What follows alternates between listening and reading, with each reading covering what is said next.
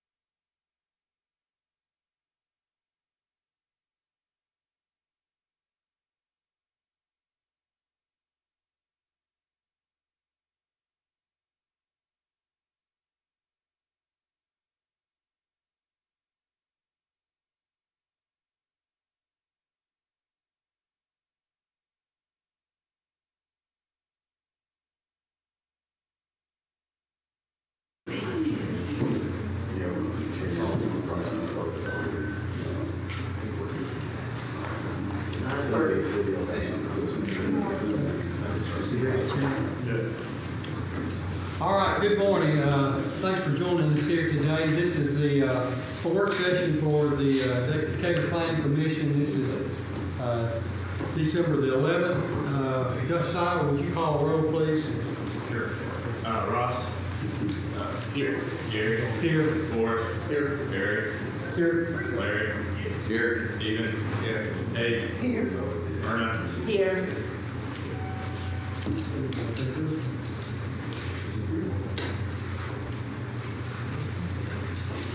You did. Okay. Down here's fine. Yes, sir. This is perfect. I'll swap with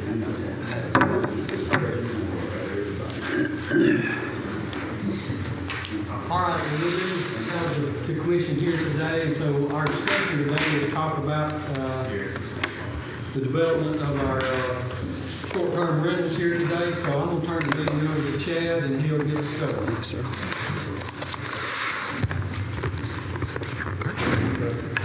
Good morning, planning commissioners.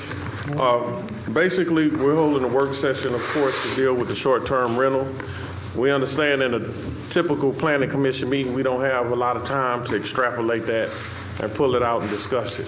So I emailed each one of you individually, requested that you send comments or concerns related to the short-term rental, and I compiled a survey. I shared that survey with Mr. Borden only and legal, and of course my team. So today you all will be able to discuss and work through it. The way it's kind of set up is with multiple choices. So by a show of hands, as Mr. Borden here leads you all through the discussion, we'll go through each one of them at his lead, and then you'll discuss it. And then by a show of hands for which one that you support, we'll take notes and document everything that you support and what you have more favor for in terms of different areas. We talk about application concerns, re-registration concerns, parking, the nighttime stay, the density, and those sort of topics. And then we also include at the end of the document a mandatory change that we have to make by law, which is that the penalty for not following the ordinance cannot exceed $500. And we've already made that change, and that's the only change that we've made to the ordinance. The rest of the changes that we will make will be the result of what happens today. Thank you. Okay, so let's just start down our list here, and we're going to start with application concerns. A couple of bullet points here that we have to discuss. Applicants should not have to pay the entire application fee if not approved. Recent requiring a utility bill in the owner's name may be too time consuming. If property has an immediate vacancy or the owner is a management company with multiple properties. So I guess, do we have any discussion on either of those topics there that we want to go into? I do. All right. Applicants should not have to pay the entire application fees if not approved.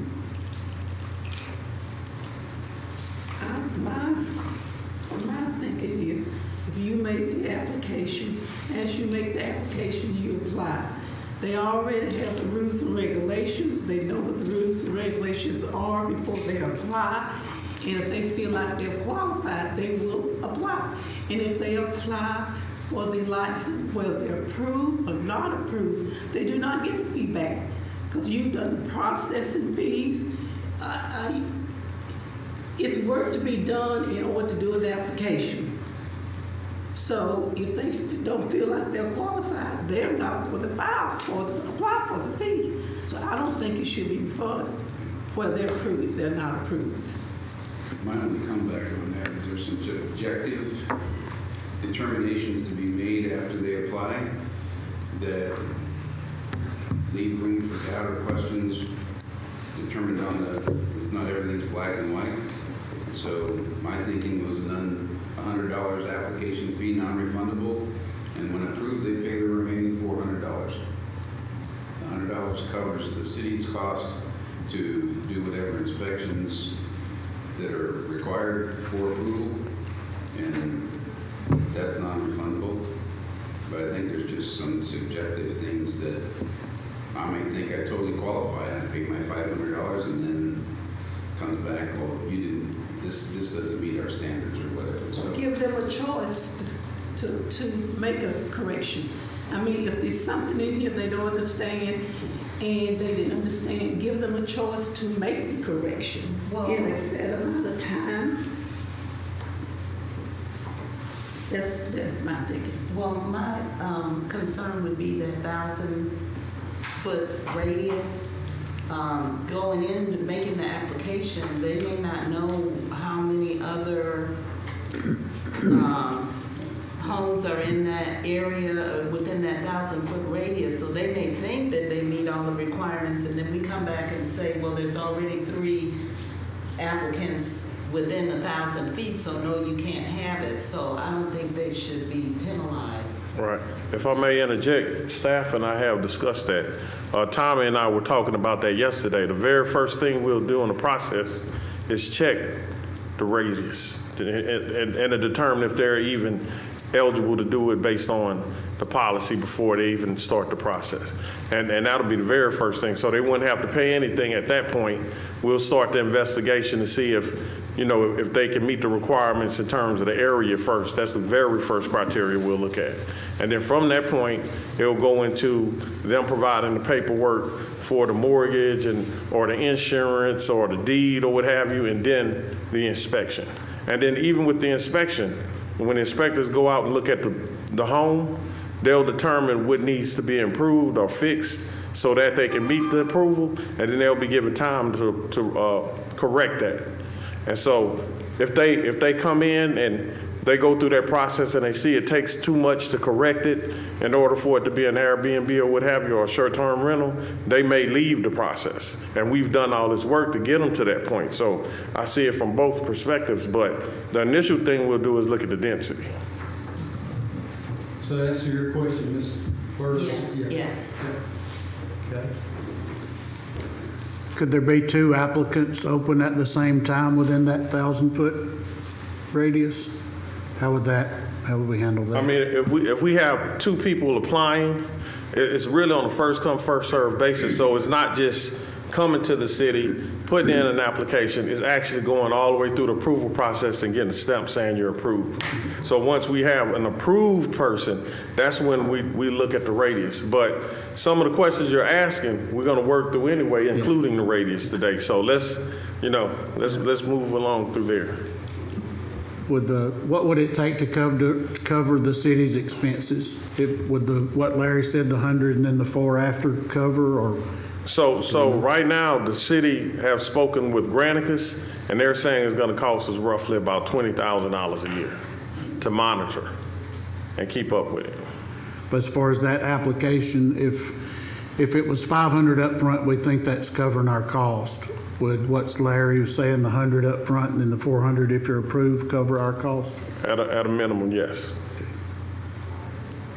So we have determined it is a $500 fee, and we've What? already determined that? That's one of the questions on there. Yeah, So this is our first question here as we're coming up, if we need to decide. So Chad is, and I don't know if you guys have thought about this, could you do a pre-application fee for, say, $100 and then collect the rest of it? yes, sir. That's part of the survey. As we go through the survey, it'll answer some of these questions based on how you all respond.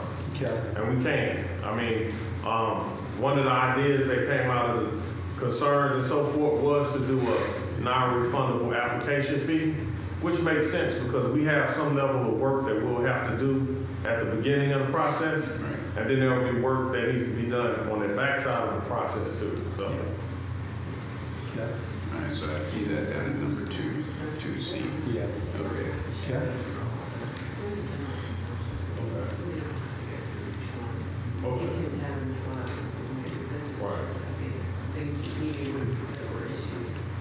Right.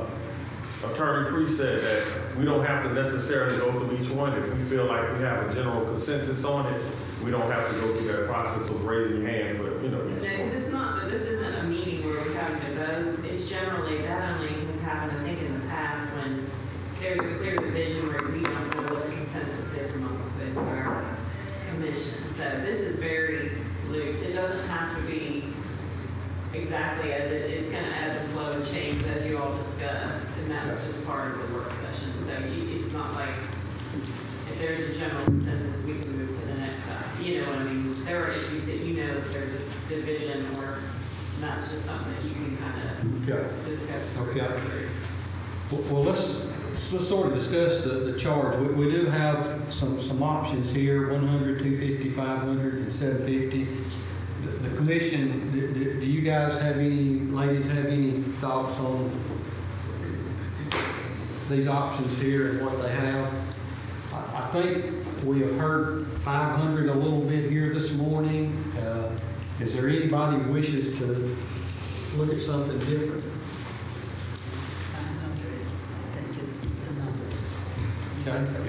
So everybody sort of in consensus with that, 500? Okay, that's sort of what we've discussed here, and Commission's given a head nod on that one. Okay, the next one, should application fee be paid before or after approval or require a deposit? And we've got sort of a couple of options here, before or after, or application fee, non-refundable deposit, percent of the approved cost, which I'm assuming that we've sort of given the nod on 500. That's the number that we're talking about here this morning. So I'll open that up for discussion among the. I like the non-refundable application and the balance when approved. And that's where my idea of 100 non-refundable and 400 balance would come into play if we use the $500 figure. My first gut was before, but after here, I mean, until they get used to the ordinance, you know, I think a partial upfront is better. I'm okay with 100 if it's long enough, it's enough to cover our costs. I think it's really not. Our goal is to hope that they're approved. Yeah, of course.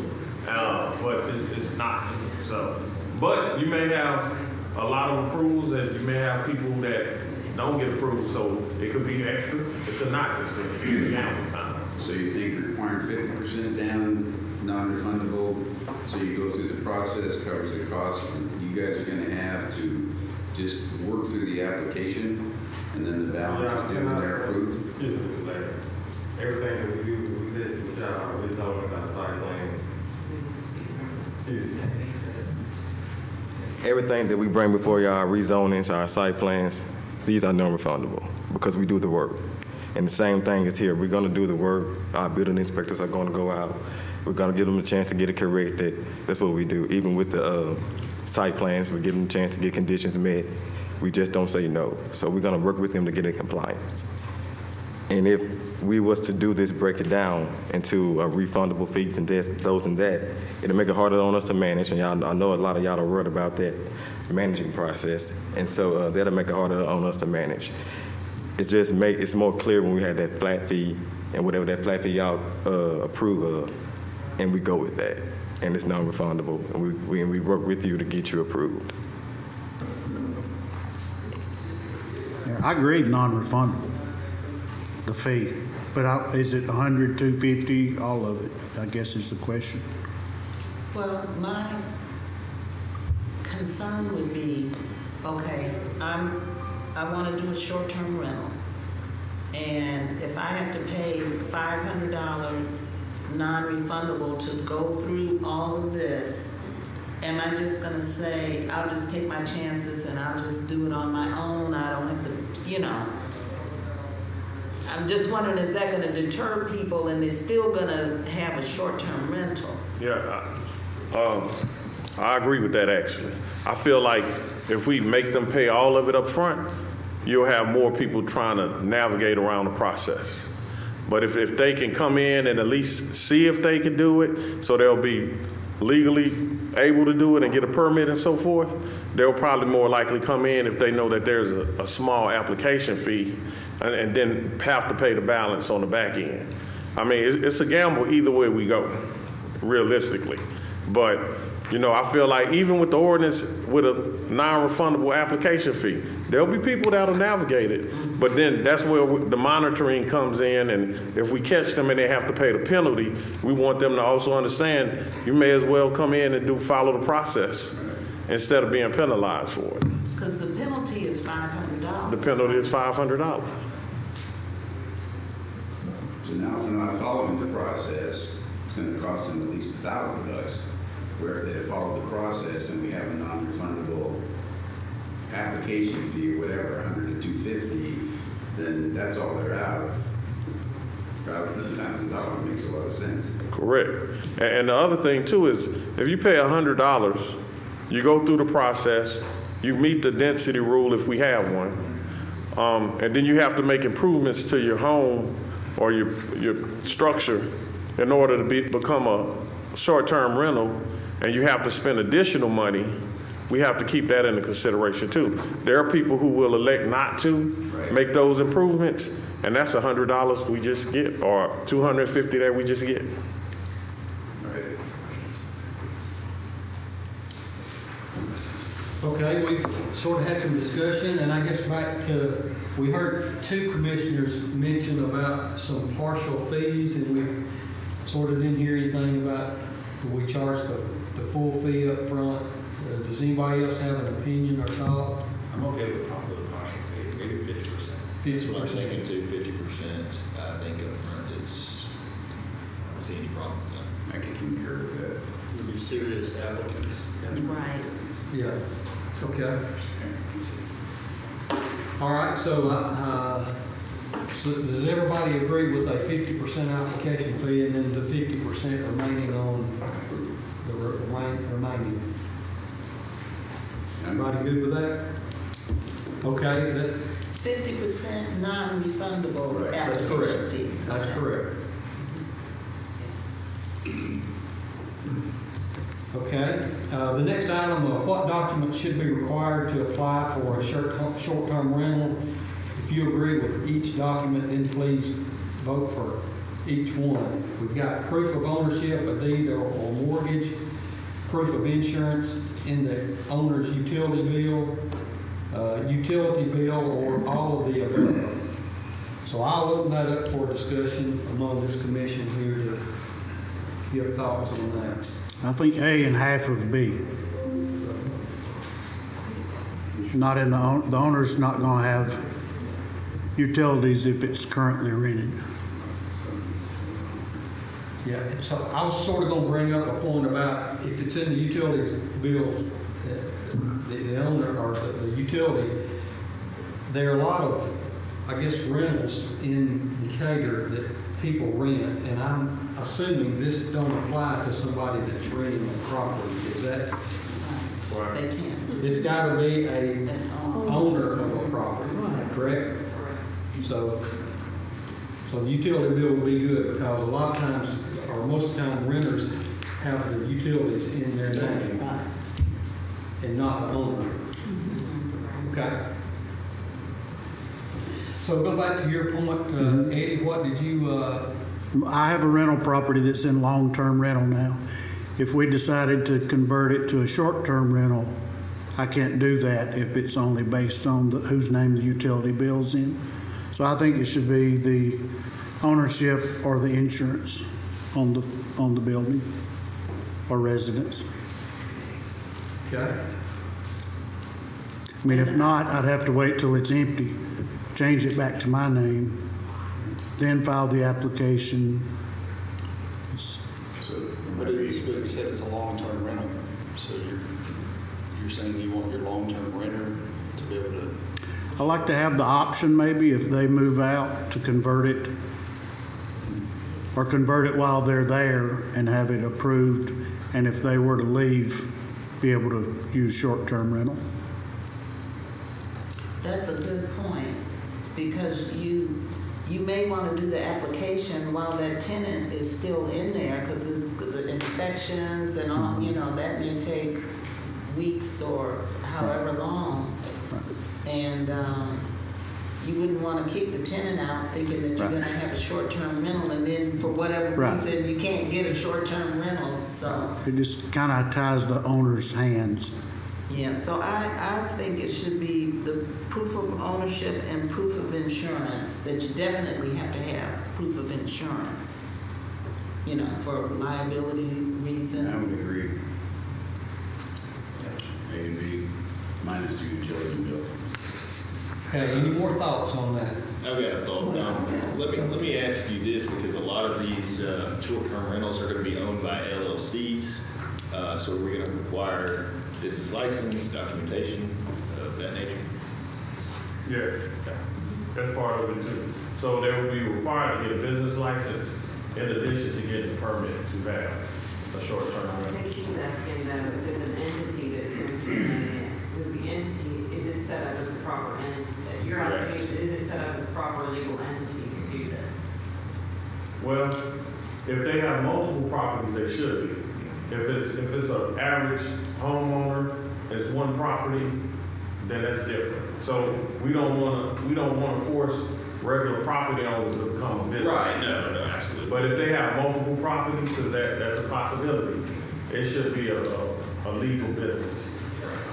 I think he just wanted to know if it's an entity, that there's an additional, is that what? Right, so if an entity is You want applied, a business documents proving that it's a legal correct, entity. and who the owner, Yeah, who the owner is, and whether Well, the member. that would be necessary.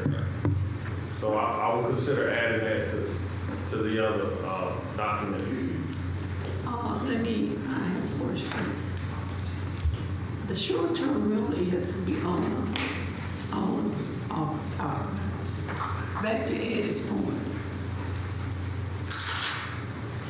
Still, when you, after your long-term lease, whatever you have in your property, if you want to convert it to a short-term, it still needs utility bill needs in your name in order to become a short-term.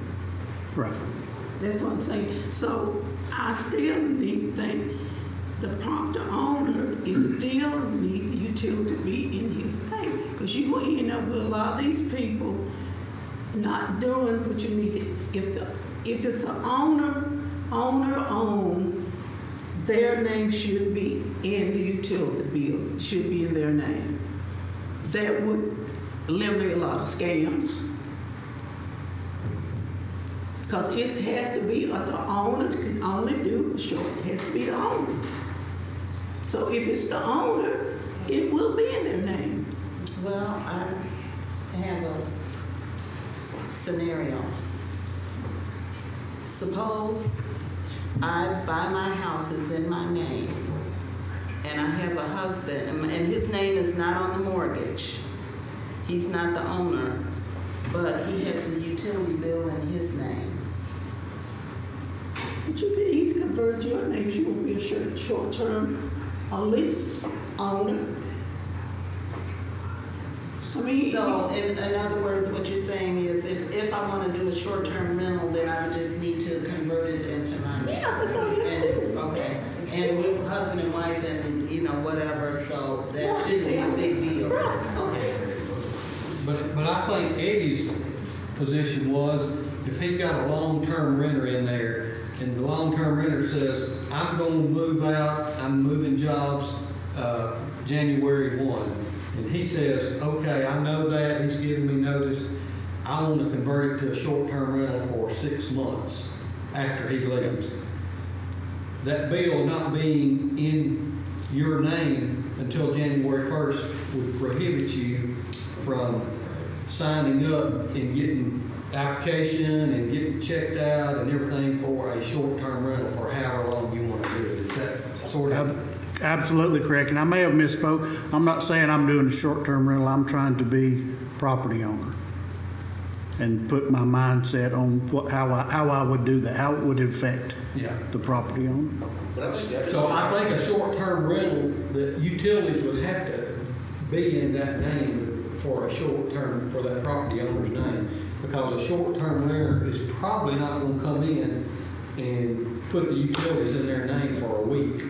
or 21 days. Or 21 days, right. It just makes sense, it just Yeah. common sense. Yeah. Not to me. Yeah. But think about this, okay, in this scenario, you can only have 3 within that 1,000-foot radius. So there may be a reason why you would want to go ahead and go start the application process, even though you may have a tenant in there with the utility bill in their name. Because if you wait, then those 3 spots might be taken. So I want to steer us back on topic. So the question is, do you want them to have you know, all three of them, proof of ownership, proof of insurance, and utility bill? Or you can opt to pull one out, or all the above, or what have you. But that's where we need to reach a consensus, like, Why can't we, oh, I'm sorry. go ahead. Why can't we do all the above, and if we need to take an exception, they have an opportunity to state their issue. Same thing if it's a business, that's an exception. You know, you don't need a business license and information if you're an individual, not a business. So it might not be all black and white, but for the general public, it'd be all the above. Right. I think Bill was trying to tell us that if they got the proof of ownership, that the residents agree that you resident. Yeah. Yeah, when you And have a deed- insurance. When you have a deed, the insurance is a separate issue. I think the insurance is always good to have in there. But the deed is the ownership. That's the end of the story. Utility bill goes out the window. Right. That's just if you don't have your deed handy and you're the owner and you have a utility bill, you can prove, like you do for school systems for your kids to know where they're zoned. You take a utility bill, it's a good example of where you live. But that's not going to be definitive because there can be renters who have utility bills. So that's not going to say they're an owner. And if the statute requires the owner, you're going to have proof of ownership, which is a deed. That's your gold standard for owning a home. And so they're going to have to show that, or mortgage, something showing that they are the owner of that, or the entity that is the owner. Because a lot of people sometimes forget that the person who's the manager of the LLC is the owner. They're the manager. They're not the owner.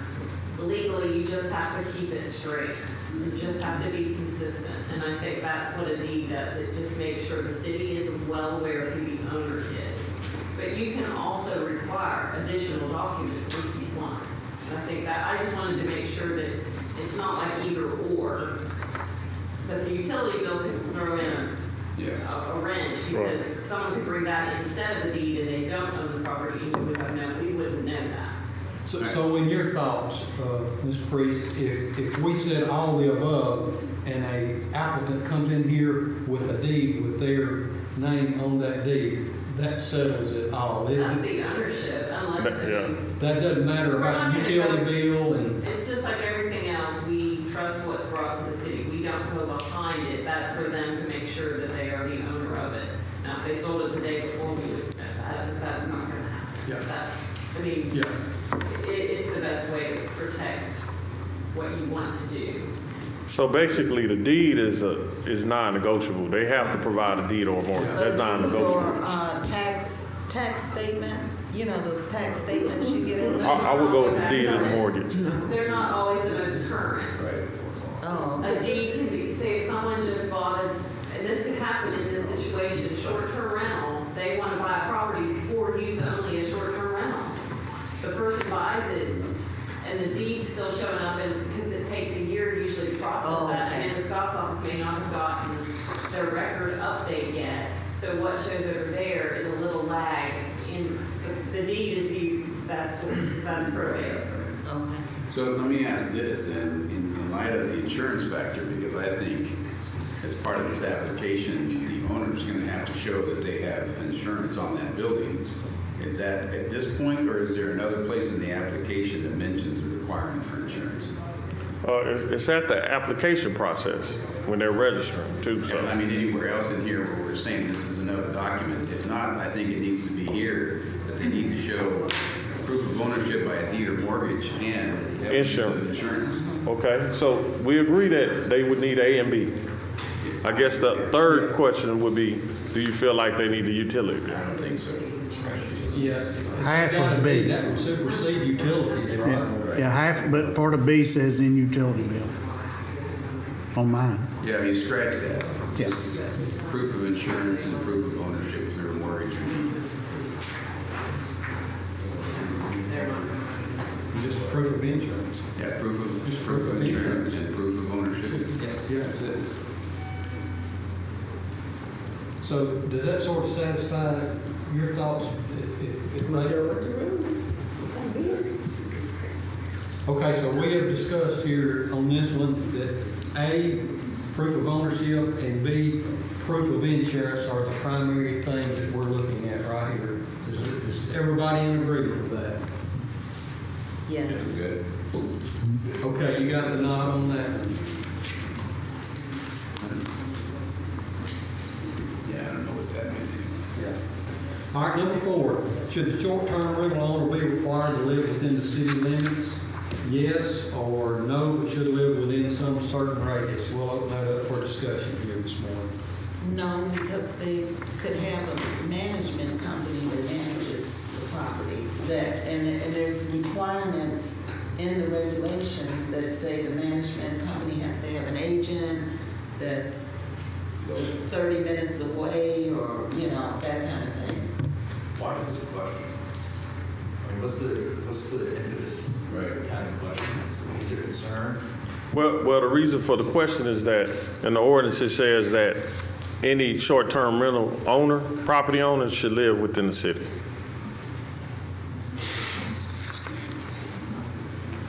Okay. Why? Yeah, so, Yeah, well, why is that in there? so hypothetically, I think it's more so just like we have issues with long-term renters and absentee landlords, where they're constantly renting properties, whether short-term or long-term, and they're not present in the city to look at the actual property to make sure it's being maintained and cared for and going back. And because even with a short-term rental, it's much like a hotel. I've stayed at them before, where you have to, when you go, they expect you to take out the trash, they have to clean the linens, they may have to clean the place. And if you have an absentee person, the likelihood of that could be less unless you have a person that tends to the property that's local. Yeah, would be willing to be concerned if there was that whole other section on somebody within 30 minutes or phone call. I mean, there's a lot of other Yes. processes to mitigate that concern that we have with long-term rentals. right. This stuff's- I mean, they will have an opportunity. A person staying at a short-term rental, they typically leave reviews, so that is indicative of the upkeep of the place. And it's supposed to be somebody who responds to a phone call, like. Yes. Yeah, the agent. There should be, Take care of any of those kinds of issues. We do have long-term. correct. So I'm just wondering, do we need that Yeah. in there? That's something that needs to be discussed. Yeah, I don't think that needs to be in there. The owner has to live in Decatur or even within a certain radius with all the other requirements as far as having an agent that's local and within a phone call and able to do those things that cover that. Okay. I mean, I might own my house and get transferred to somewhere else for a couple of years. I don't want to sell my house. So I turn it into a short-term rental, have somebody here that's going to manage it and be on call, because when I finish that assignment over there, I plan to move right back here. Right. So with this comment, this suggestion and recommendation being made, are you all saying that we should ensure in the application that we have a person that will respond? We make sure that they list on their application the persons that will respond if there's any issues related to the property. Yes. And they have to respond within 30 minutes or hour, what have you, so that will keep it close. That's in the. Can I clarify something here? Yeah. I don't read that it says the owner has to be here. It says the agent must be here. Right. Under 4C. It's under 4C, that's why I'm saying this is already covered. So I don't know why the ownership has to be here. But it does say the agent has to be in the case. Right, Yes. right. And I'm good with that. The agent has to have an address indicated. And so this one says the owner, so I guess we're saying we're okay with The agent. the agent being here, so is everybody in agreement with B that no, the owner doesn't have to? Okay, everybody good with that? If you see, Yeah, no, you see, no. the owner. Because here it says. That's correct. Yeah. No. All right, everybody good with that? Make sure you cross that part out.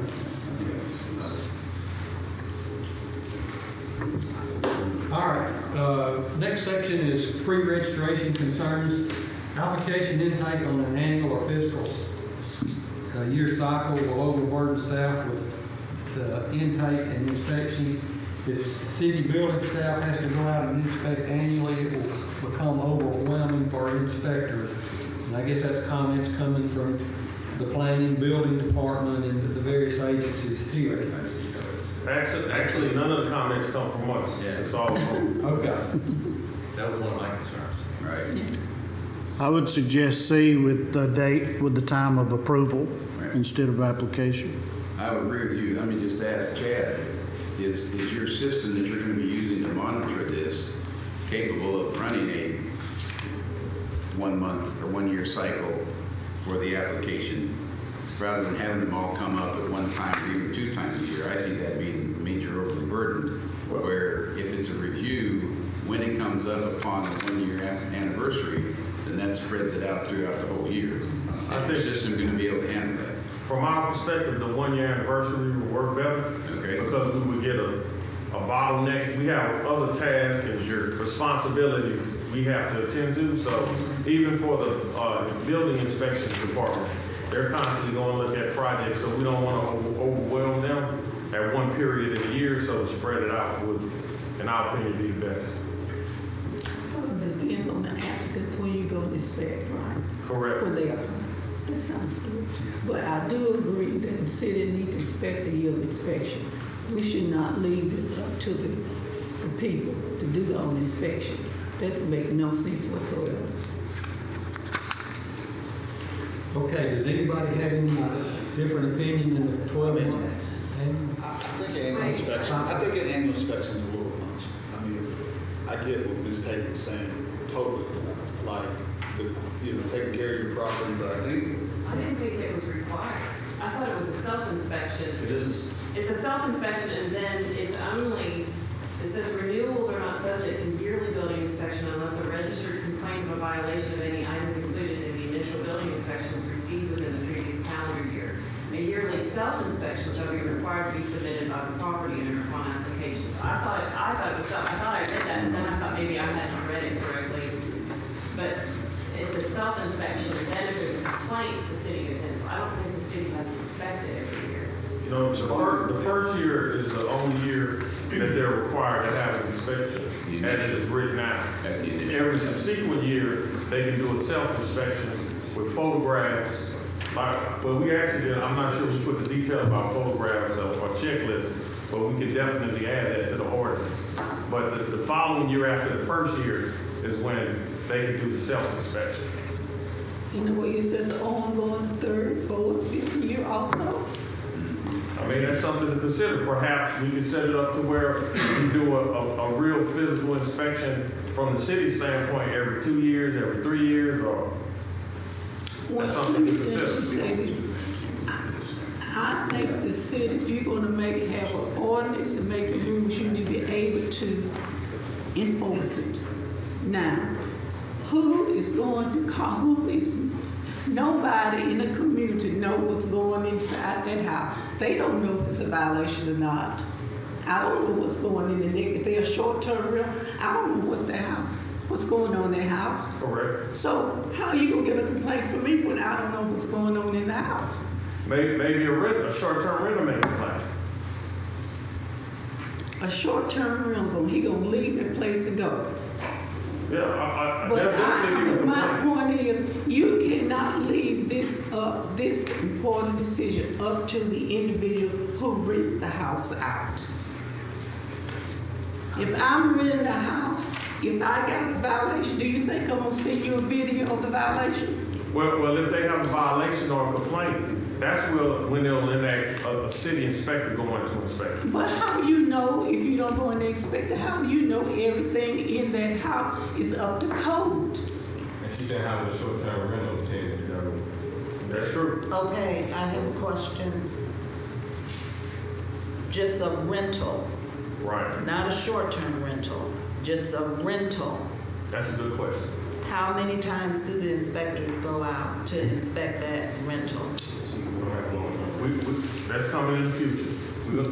We're gonna discuss that too, which is some great questions that you have now for this, because those are questions we're gonna look at for long-term rentals, because we want to improve that as well. So, at the current time, we don't have a program for inspecting long-term rentals. Do we And so inspect we want- anybody annually?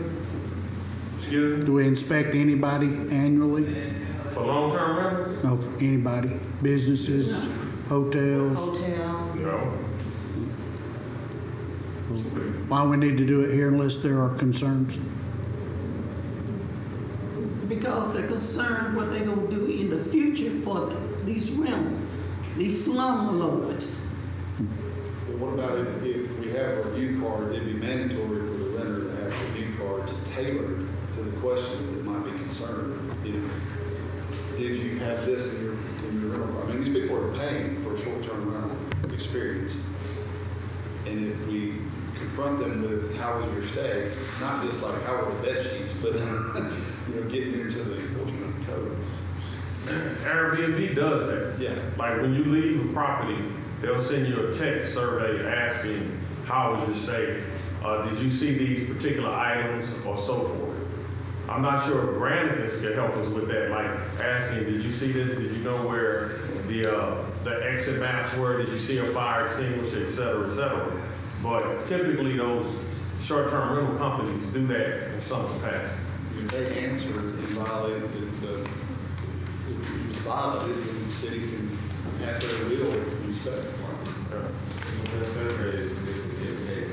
Yeah, it's So we're not gonna get feedback from them. And Chad, I want to build on a comment that you made as far as inspection of long-term rentals. Okay? Is that, I mean, that's the first I've heard of it, and I'm certainly not hating it. Perhaps it's an issue to consider when we look at that overarching for all rentals, or include short-term, kind of table it right now, for now, because we don't want to build something specific just for short-term, but we want to build something later on for the entire, for all rentals.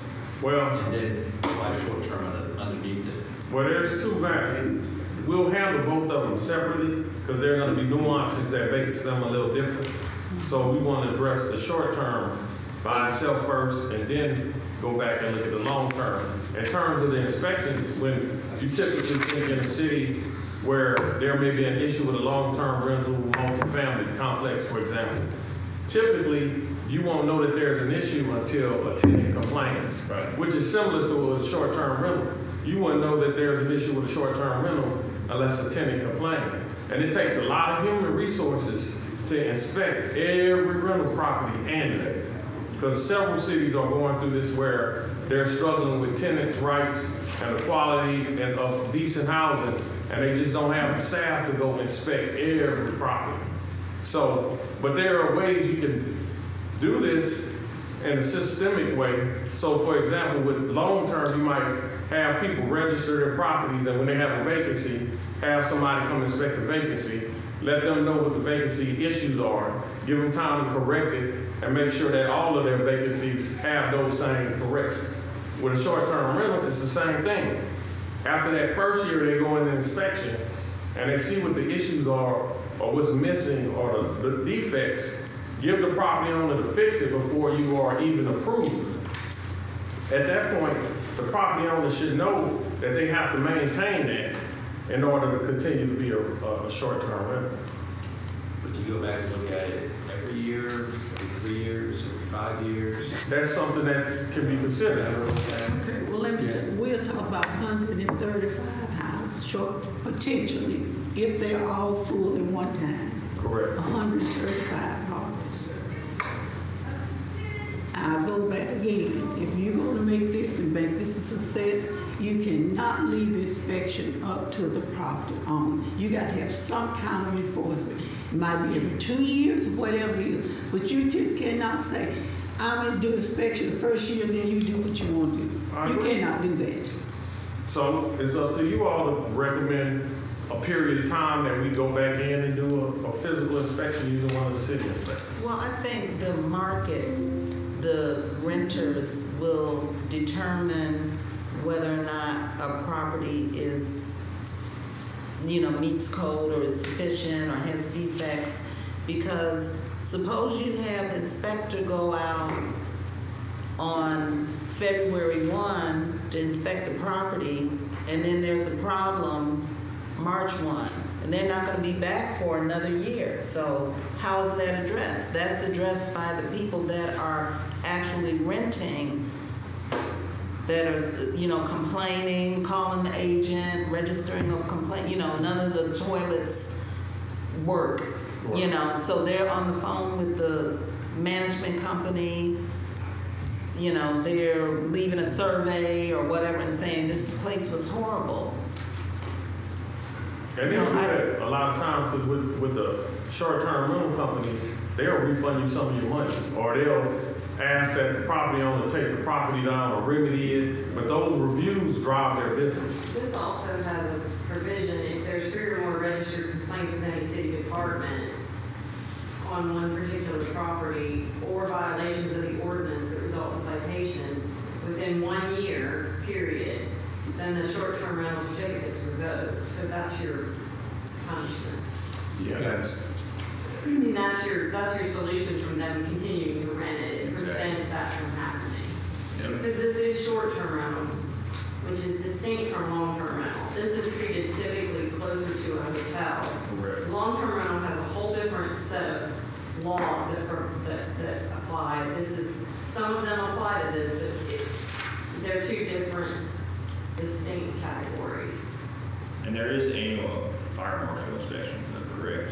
That's what it says right here. Yeah, we can do the annual fire inspection. That's what it says in here. It says applications for renewal of short-term rental certificates shall be submitted to the planning department by October 1st of each calendar year for processing. Once the application is received, yearly fire marshal inspection will be scheduled and conducted for issuance of renewal certificate for the next calendar year. So, I mean, if we're covering safety, that's my big concern. I don't know that we need to go in and inspect every little thing once a year. I think leaving, if we're getting pictures, I don't see any problem with that, to be honest with Okay, so back to our bottom thing on page 1, did we decide that C is sort of our selection on 12-month cycle from the time of application? Yes. I think it's approval instead of application. But Yeah, From time of approval. approval, that's a Yeah. good point. Yeah. Can you make that change on the planning side? So, 12-month cycle from time of application approval. yeah. That'll That's work. not the Approval. application date, but the actual approval date, when they actually get their certificate. Approved. Yeah. You approved, you can start bidding today. We just put, from date of application approval. Okay, on page 2, this is sort of what we've been talking about here, about what type of inspection should be required for re-registration. And we talked about fire is going to come in there and do an annual inspection. Is that correct? That's what it says in the policy. Yeah. I think that's it unless there are complaints. I would agree.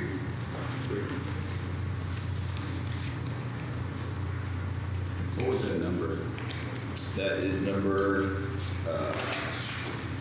4. Then DI. Page 54. All right, so, yeah. Okay, That's not gonna be an October 1st date, it'll be. Right, it won't be an October 1st date. It'll be- Right. Yeah, I think that covers the safety factor. Yeah, the fire, they You don't get check. renewed if you don't pass that. Right. Make sure the smoke detectors are working and the exits are, Identified. Which is Right. how you would normally do it with a hotel or some kind of other short-term facility. Yeah. Should be done. Commercial building or anything. Exactly. Yeah. So I guess looking at that policy, the October 1 needs to change, right? yeah. Yes. So is everybody in agreement with that? Because we decided something else on whenever the approval process year. Okay? Okay, so I guess in summary, in number 2, we basically decided that fire inspections, which is in the policy itself, will stand for number 2. Is that correct? And you're leaving in the self-inspection as well, correct? We did talk about that, yes. If there are no complaints. No complaint, right, so C would be that acceptance. Right. Okay. So is everybody sort of in agreement with that? Yes. In agreement with B and C, and then fire inspect, which is already in the policy, so. And I think everyone is on the same understanding. I'm just making sure when we're talking about this language up here, this may be modified to make what you want correct and mesh with other provisions. Because the wording may change to make it work. You mean you're gonna use legalese? Well, I'm not doing it, I'm just making sure that y'all understand it Sure. may not look Yeah. exactly like it does right here today. Yeah. This is to help generally get the consensus. There could be wording changes to make that effect occur. Okay, so is everybody sort of in agreement with number 2? You can still change it. Everybody good? Yeah. Okay, so it's like we're good for 2. All right, number 3, should there be a minimum number of nights that a short-term rental must be rented before registration? These are different. The thoughts and suggestions, yes or no, and if it's yes, how many nights? So, This is for renewal, for re-registration. But don't go by that because they yes, yes, re-registration. Re-registration. Yes. So in other words, I'm coming up on my renewal. I need to be able to show that in the last year I've actually rented it out for X number of nights during the year. Okay. I think yes, but it needs to be a low number. I mean, 5 or less, you know, I mean, it was, I'm thinking 5. Okay, we got a thought there of yes and 5. Does anybody else got any I'll thoughts? go with 5. I like this because it links back in with this, there's a line about the spirit of the ordinance. Mhm. And I'm really not sure what the spirit of the ordinance means, but if you have something like that, I think that kind of links to it, so, yeah. Why would we have a requirement? Because you don't want people grandfathered just sitting on these short, on the application or the approvals, and you're never using it. And there's other people who want to, so you want to make sure. I just feel like they would just be wasting money, but, I mean, I guess you. It would David be time and spot in that 1,000-foot radius? Sure, good. And that would not be fair. Opportunities. Yeah. If they're not using it, then they ought to lose it. Sort of like having season tickets at a football stadium. Right. You never use, you're not going to let somebody else use it. Okay, so I've heard yes with 5. Does anybody else got any thoughts or suggestions on this one? Anybody else? Okay, are we all in agreement with yes and 5? Okay? Any opposed? Okay, you're meaning 5 nights, you mean five nights per stay or 5 nights for a year? A year. For a year. So I think what I was thinking 5 total nights, Okay. which is not much, but at least, Sure, I just want to clarify to make sure you're not making it that someone has to rent it for it. Right. No, it has to be a No. 5-night stay. No. Just, that's I wouldn't. No, we're talking about a year. for a year, okay. So, I'm gonna be devil's advocate. Okay. If someone just wanna do it one time for 3 nights, do they not have to go after the application? So this is for re-registration. This is for renewal. Okay, never mind. Okay. It has nothing to do with the original application. This is re-registration. Right. This is upon their annual renewal. Okay, we're good there? there's all kinds of like, well, I mean, let's say they only did it 3 times last year, and they're up for re-registration. But they said, look, I just renovated the back part of my property, and to make it more enticing for people that want an SDR, I mean, I think the city needs to listen to that and say, okay, I understand that. Here's your, Could be an exception. registration. There'll be instances where we can make an exception. And will Granicus tell you how many nights a property has been rented? I do think they have the capacity to, but we also would like for the property owners to do it too. Answer Well, is yes. okay, Answer is okay, yes. okay, because, yeah, I mean, how would you know? Yeah. If you're just relying on the property owner and you tell them, well, you gotta have at least 5 to get re-registered, well, everybody's gonna have at least 5. Well, if they're paying taxes, I'll be able to look at that and know exactly how many times they rented it. Okay, thank you. Good point. Thank you. Okay, we're ready to move on to inspection, safety compliance, ADA concerns. Just some comments here. Many older homes will not meet structural requirements for ADA building codes, stairs and handrail stuff. These requirements exceed the basic life safety codes such as fire extinguisher, smoke detector, CO detectors, maps, etc. Should properties be required to be ADA compliant? That's a yes or a no. No. No. Everybody good with no? Okay. Should we require properties to list all ADA accessible features? No. No. Anybody? I would, I I feel like you could list. I think so. I think you should list some features, but, you know, not required to be ADA compliant. I get with that, we're not gonna have a handlebar on all the showers and bathrooms and stuff, but if you've got some accessible features in the Yeah, back. we're talking about requiring them to do that. As a business owner, I'm gonna do that if I wanna get those folks to come into my place. Correct. So it's a difference in, yeah, I'm gonna do that if I have those benefits and those any kind of accessibility thing that's gonna be a marketing feature. But we're talking about requiring them to list that, which I think crosses the line.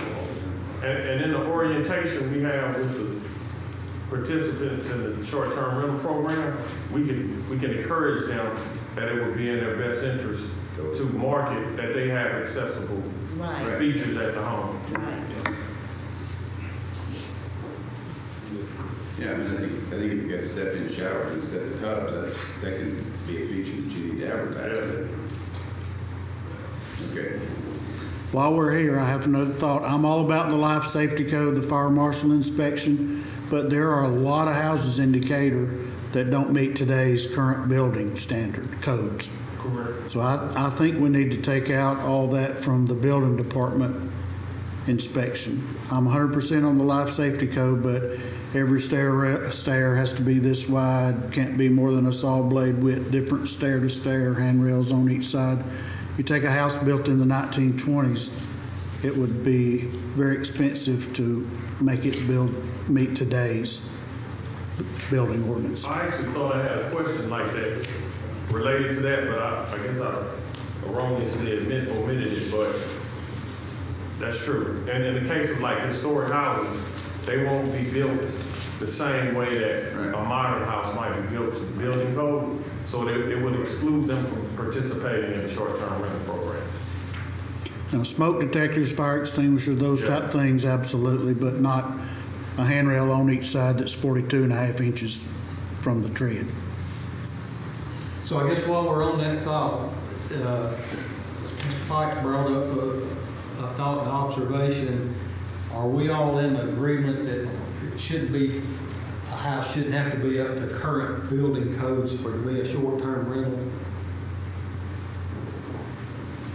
Okay, so in answer to your question, let me ask a question here, point number 2, which covers this. The fire marshal and building inspector will ensure safety and compliance with all applicable building and fire codes. What is every home looked at the same way already in the building codes as being applicable? That's a valid point. So see, that's where the subjective factor that I mentioned earlier comes into in my mind. Right. We can't really go into a home that's a historic home, for example, and ask them to make modifications just so that they could be a short-term rental, especially when you have design guidelines for historic properties. So applicable would be appropriate. So that's already covered. Would that already be covered there? It's like it doesn't apply to my house. We would need to look at the wording of it. I think we need to look at the wording or the legality of it, because generally when you live in your home, when you build it, it has to be up to whatever the current code is. But when you change something, then you have to go up to code. But when you don't, you don't. So I don't know, in a short-term rental, I guess I'd have to just look and see. When I say applicable, it would mean what would be applicable for each house one. So this would But The applicable, way that it's can, currently worded would not preclude, I think it doesn't say all current, it just says applicable, which would be whatever applies to, their town. But I would have to look at the legality to see if, I don't think it would require them to make a change unless it was, Building codes normally apply to new construction And or that's- remodel. yeah. Like if you're changing an electrical system out, you have to put it to the new code, but if you're not changing it, you don't have to. But as far as letting someone stay there, I don't think it has to be brought up to code. Well, and I don't think we want to eliminate that it doesn't have to meet building codes. Right, because then that just sounds really, I mean, we want to have a standard. So you need to have the fire safety factor without a question, and where it says applicable building codes, I think that covers it. I think that does too. I just didn't think that would be a question for it, because I assumed it meant that you're currently not in violation, I guess is the way to say that, because I can't say it's not current, because it won't be current if Right. you're not in violation by leaving your home not current. it was current when it was built. Correct. That you have, yeah, I mean, but if you put an addition on last year and didn't go current and no one inspected it, that is a problem. Right. That's where I think when someone opens this up, it might, there could be things that the city discovers, Sure. because people do a lot of things without city inspection, so that could come up. I mean, because we have it in historic where people have modified without approval. So, that's, Well, I think that falls under when the inspection goes in and they find the problems. correct. It would probably fall under a safety factor anyway, in most cases, so. All right. So does that answer your question, Mr. Pike? Yes, thank you. Okay. Thank you. Now, next, we're moving into density concerns. 1,000-foot radius is inequitable in neighborhoods where there are higher densities and smaller street width. The 1,000-foot radius combined with the maximum number of short-term rentals is limiting and could reduce the number of properties in particular areas like historical districts. Another point, the historic district community has selected to have a density rule, so there is a desire to have limits in some communities, while other communities may not elect to have density rules. And I guess this is sort of circulating around density is sort of what we're looking at here. So the number one thought, question here, comment, please select the density requirements you find the most suitable. A is density requirements for all communities, or 2, determine which communities should have a density requirement or not have a density requirement based on the community design and geographic location. And I'm just going to say this in general, because this came up in the last meeting.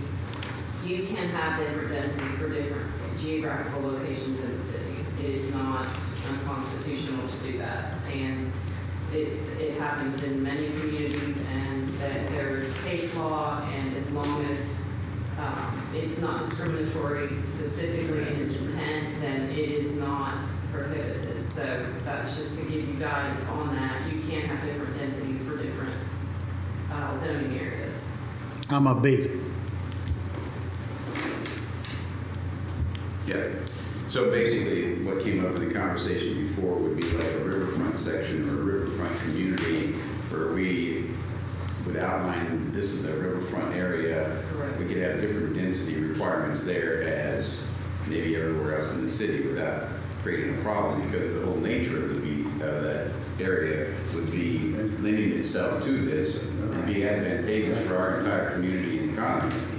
So, yeah, I would be a B And that happens a lot with Sure. areas that have water. Yeah. And, I mean, the beach is a very clear example of that, where there are different density from closer to the water than further away. Well, or right from out west, where there's ski slopes. Right, and then it's just also multi-family as opposed to single family, and there's just different, there's all different ways to Yeah. do that. I'm a B too. Could it be tied to zoning? You know, like if you have a multifamily zoning, you have a higher density as opposed to another residential zoning where you have, you know, one house on 5 acres. Some cities have areas that don't allow it, in certain zones and do allow it. So yeah, it'd be different. I want to point out one thing. The committee that originally wrote this was with citizens from all parts of the city. This is what they spent the most time on, was this density thing. And this is what they came up with, was this 3 and 1,000 feet. And they probably spent 4 meetings discussing just this one topic. So this would be a big change if you change this from what your citizen committee suggested to begin with. So is that regardless of the location? Well, at that time, it was citywide. It was citywide. Citywide. That's The not. river thing that's come up is, I could see where you could change that, but throwing this whole density thing out, and you're gonna throw out what the committee spent the most time debating. And you can do that, that's your thing, I just want everybody to understand. My thought is, the rule should be citywide. You got just 135 houses for the city of Decatur. And I don't think any one community should get any special privilege over. And I'm gonna tell you why the committee didn't like that, because there were a lot of neighborhoods, that just take the historical neighborhood, nobody wanted a whole block to be short-term rentals. And so if you just have a maximum number, until you meet that maximum, every house on that block could be it. So I'm just telling you what the committee, because I was there with the committee, what they came up with. Well, that's fine for the 1,000 miles away, but I want the rule be across the city. That's what I'm saying. I don't have a problem with that, and I think it's a good ratio. I like that. And then question 3 has the variance options go to BOZA for density issues. And so that's kind of an outlet for if you want to change it for a particular area, you go to BOZA, and then BOZA can adjudicate and decide. But whether you want to change it. but why you have the rule? Start with a rule for everybody, and then if it doesn't work in a particular neighborhood, then go to BOZA, and they can change it. There are always exceptions. If there's a hardship, I think, you can come to those with a hardship, That's the key word, hardship. Yeah, it'd be a waterfront issue, there's a lot of people wanting to do this. Okay, it's on both. Yeah. It'd be an exception. It's another discussion for a particular area, for a particular reason. But for Also, got to realize that new zones orders come. You don't need to be saying, don't need a variance on our new zones orders. And our new short term rentals. So we need to be stealthy, right? You don't need to be trying to get my out already. What I want to add to it is, I just asked Ruth, there is the possibility to have a density requirement across the city, but at different densities in different communities, which would be a lot of work, but I think it depends on why. All of this hinges on the purpose. It can't be arbitrary. Right. There has to be reasoning behind it. That's where you get into problems when you just make arbitrary rules. There has to be a purpose for it, legally for it to be substantiated. And that's why I know with water, that is a purpose that's been substantiated time and time again. The courts have reaffirmed a lot of that. So you can't just say randomly, these are going to get this density and this is, there has to be, and there will be generally, but I just have to make sure I clarify that. It's not just we're just randomly dropping densities in different parts of the city. that's why like an overarching, start with that, start with 1,000, and then address those particulars as the apply. I think that's wise to see how this goes before. I don't know. Making a lot of changes. That's the key to this whole thing, is we're starting from the ground here. And as we go forward, we're gonna learn more about sort of how the citizens want to do this and take on this, and this is a living document, just like anything. We have a question on the application. Say the cap is 135, but we got like 220 people who want to send in applications. At 135, y'all just deny them, or are you going to look at the address recorded? Because there's 225 that want it. Are we going to look at the city and say, okay, what parts of town are people really trying? Is it Park Center? Is it like, Jack Allen around there? Or is it Waterfront? we're gonna look at, of course, where the destinations are, but if we cap it, we just cap it. And we'll keep that data, we can keep that data and look at the data and kind of analyze where people are wanting to do it for the next year, and it'll help us improve the program by looking at where the applicants are located and that sort of thing. But the real reason for the cap is, we don't want it to get out of control. Right. And then with the density requirements, it can prevent it from getting out of control in particular areas or neighborhoods. Well, isn't the density rule gonna keep it from getting out of control, period, without a cap? I mean, I don't see, as I sat down and thought through this and went on a map and actually started drawing some circles, I think the density rule in and of itself is gonna control the cap. I don't think we need to have a specific cap, we can only have 135. I mean, I really think this whole density rule is gonna control exactly how many we have, and if there are exceptions, they're gonna be in places like the waterfront, which is designed for that. Maybe somebody comes in with a development or buys, and that's what they want. That's a whole different guideline. But the citywide, I think, I don't understand how the density rule wouldn't automatically control the number of people. And it'll reduce the number you can have overall. Sure. And I don't see where the cap I'm opposed to a cap to start from.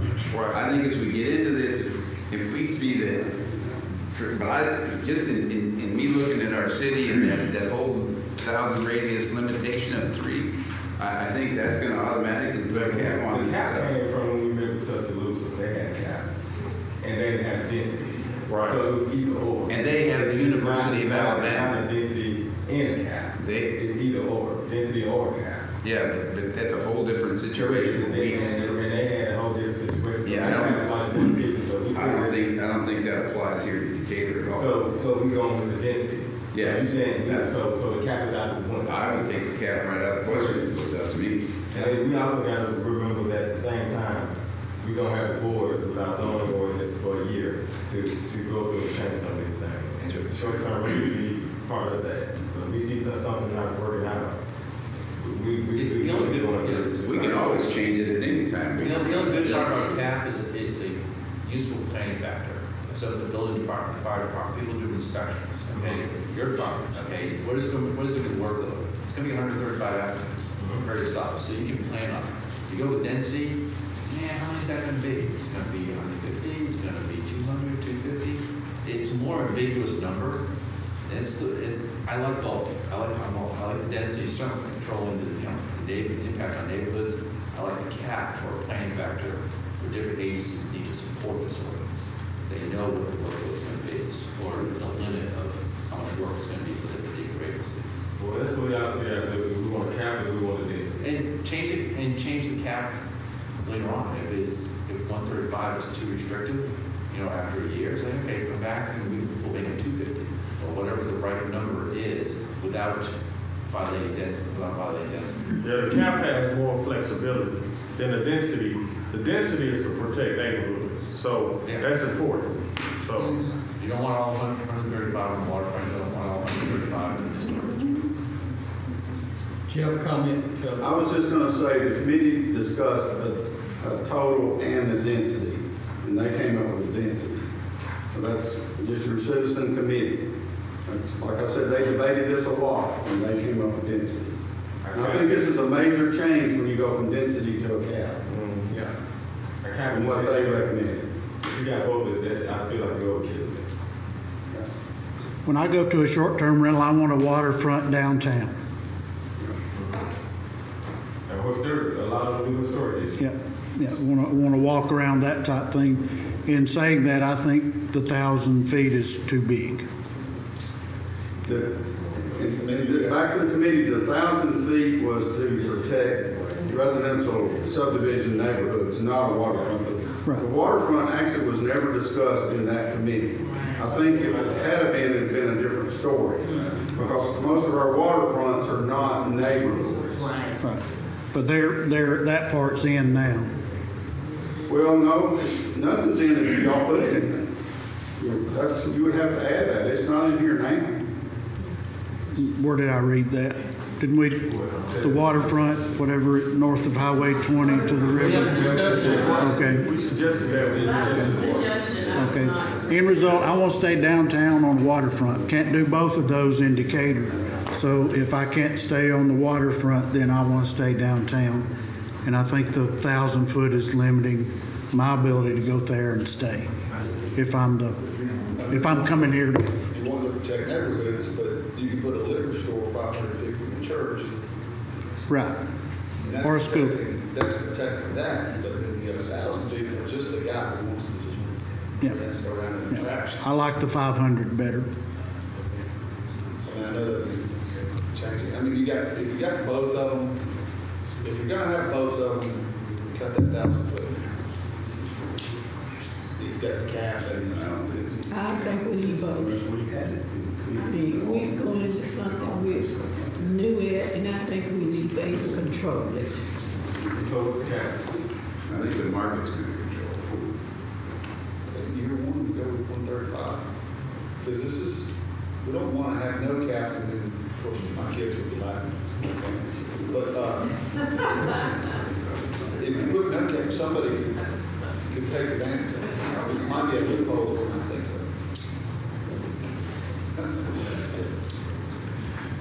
How many do we have now?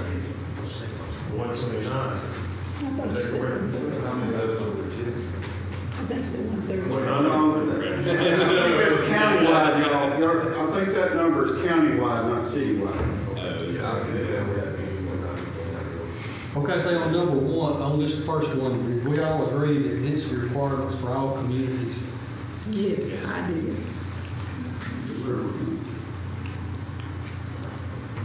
Okay, how do we handle that? Well, I have a question. Well, just a thought. Let's just take Rocket South for an example. There's going to be certain times or certain events where there's going to be more of a demand, and than the opposite. There's going to be less of the demand at certain times, certain events. Correct. So how do you manage all of that in this? And then going back to Rocket South, where we're expecting a lot of people, a lot of demand for short-term rentals, but that's just one weekend. So do you make allowances or exceptions for? No.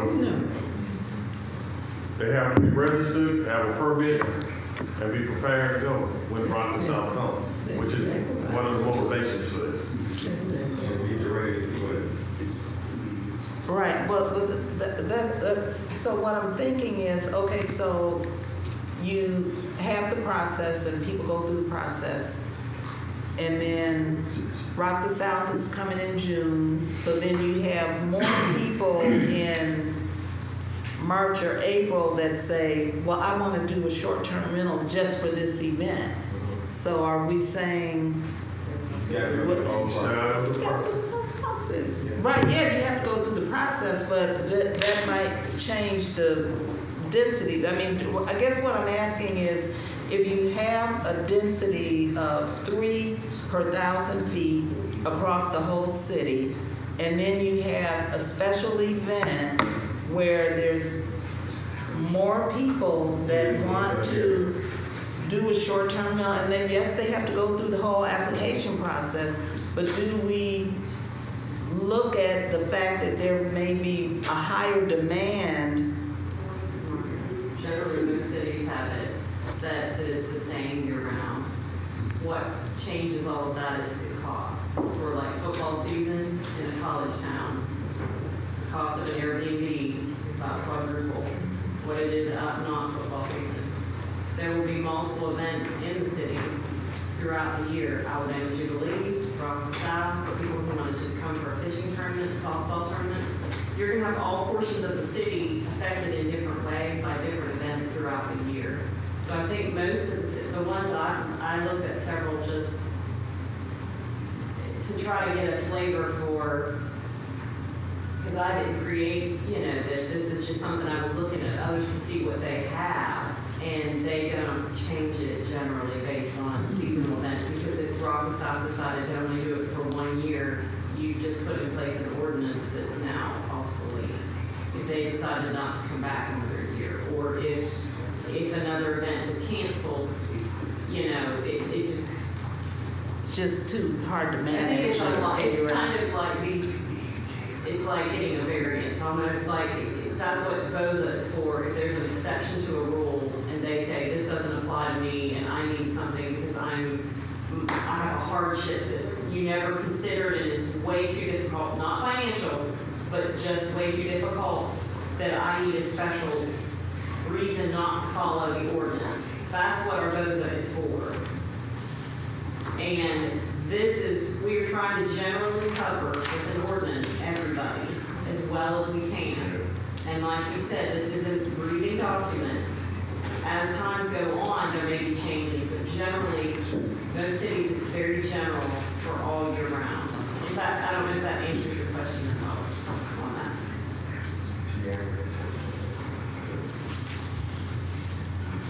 I think if you specify a Rock or South, you would have to think of other events that you would say, okay, these events are excluded from this. We've had density NAIA or softball what. tournaments. we've Yeah, had that's something all the time, tournaments. yeah. There's a lot of different events that the city has that bring in a lot of outside Yeah. people. Yeah. Most people don't even know how many Yeah. fishing tournaments almost every weekend. There's a massive. All right. We've had a lot of discussion here on this one. So number one, what's your pleasure? B. We got a B. I agree with Eddie, B. Now, per legal, we really can't do these. We can't do I that. just say, But we have, you know, we either have densities for everyone I don't. Or you or don't. don't. No. You can, you just have to be Very specific. specific about what you're doing. It's not that it's prohibited. Oh, okay.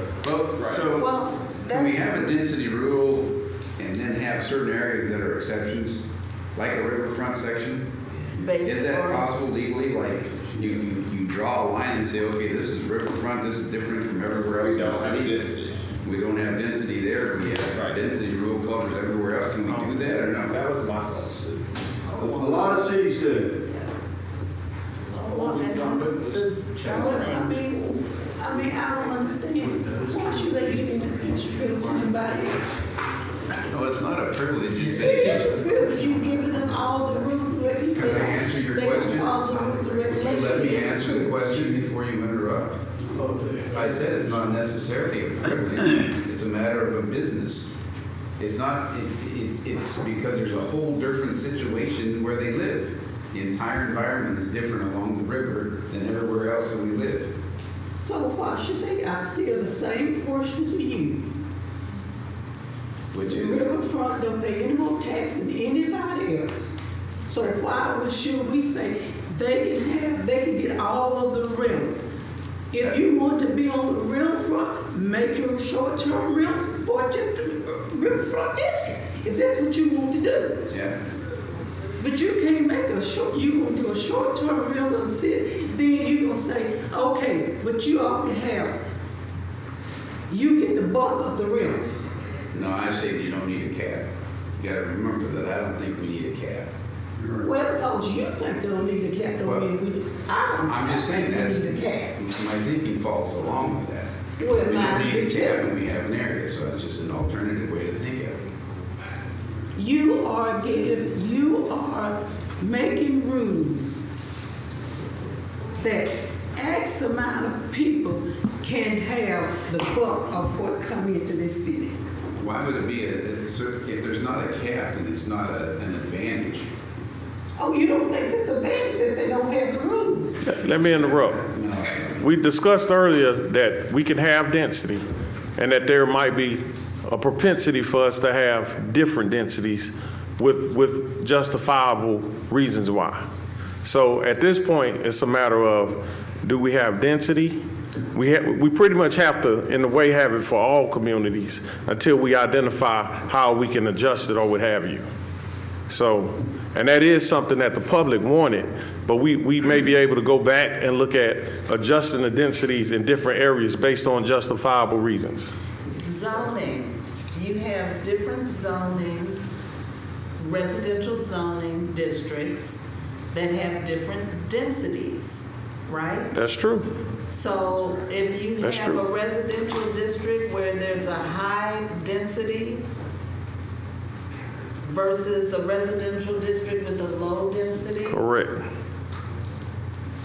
So the question is, are both of those treated the same, or are they treated differently based on the zoning, based on the density that is there, the properties that are physically there? Correct. The way we initially stated it is that that one density rule that we have will be applicable to all communities. But you raise a valid point, a very, very valid point. Different communities and different zonings have different density anyway. Right. You know, they may have a different number of structures per acre or what have you, so. Per 1,000 feet. There's gonna Exactly. be a different number of structures. And so, to really make it equitable, to your point, it would be that different areas would have different densities Different zonings. based on the zoning Based on and the density zoning. and the current density. Right. So, Who's going to determine that? excuse me? The planning department, we'll look at, it'll be a lot of work, but we can research and look at the different zoning classes and see what would be applicable. Don't you think that's a year two thing? Because It'll take a minute. paralysis It'll take a minute. from getting this thing pushed. And I agree. So it'll take a minute. We can either apply one density rule, going into shifting the different densities for different districts. That'll take a while, and we should at least study the landscape and see what happens in the next year after we pass this ordinance, because we may never need to do that. Who knows? But at the same time, we do know certain areas or particular areas will be more desirable. And we do know that the public has spoken and said they don't want an overabundance in their community. So it's a fine balance.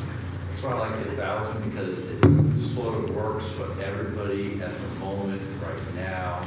But even between the Albany district, you know, and the Old K district, the street widths are different. You know, so there's going to be different concerns for every neighborhood. You know, even though the zoning is the same. So start with 1,000 and then work with exceptions from there. First, trying to figure out what all the exceptions and all the nuances should be right now. Right. It'll be at this part that way. I'd like to think we could create the perfect plan today, but I don't think. that- Yeah, it won't happen today. You know, It won't happen. we are not going, Yeah. it's going to look different 5 years from now, 10 years from now, because we'll gather data and we'll figure out this stuff, and we don't know all that today. So I think we can make some general decisions and get this thing started, Moving. and we can move forward from there. So recognizing that there will be exceptions and differences, we want to talk about what that process is to address and improve those differences. That's why I was like in 3 with Boza as providing variances to the density restriction, because that kind of establishes the process for how that's going to work.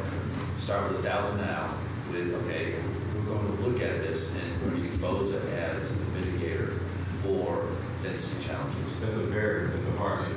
They have to have hardship.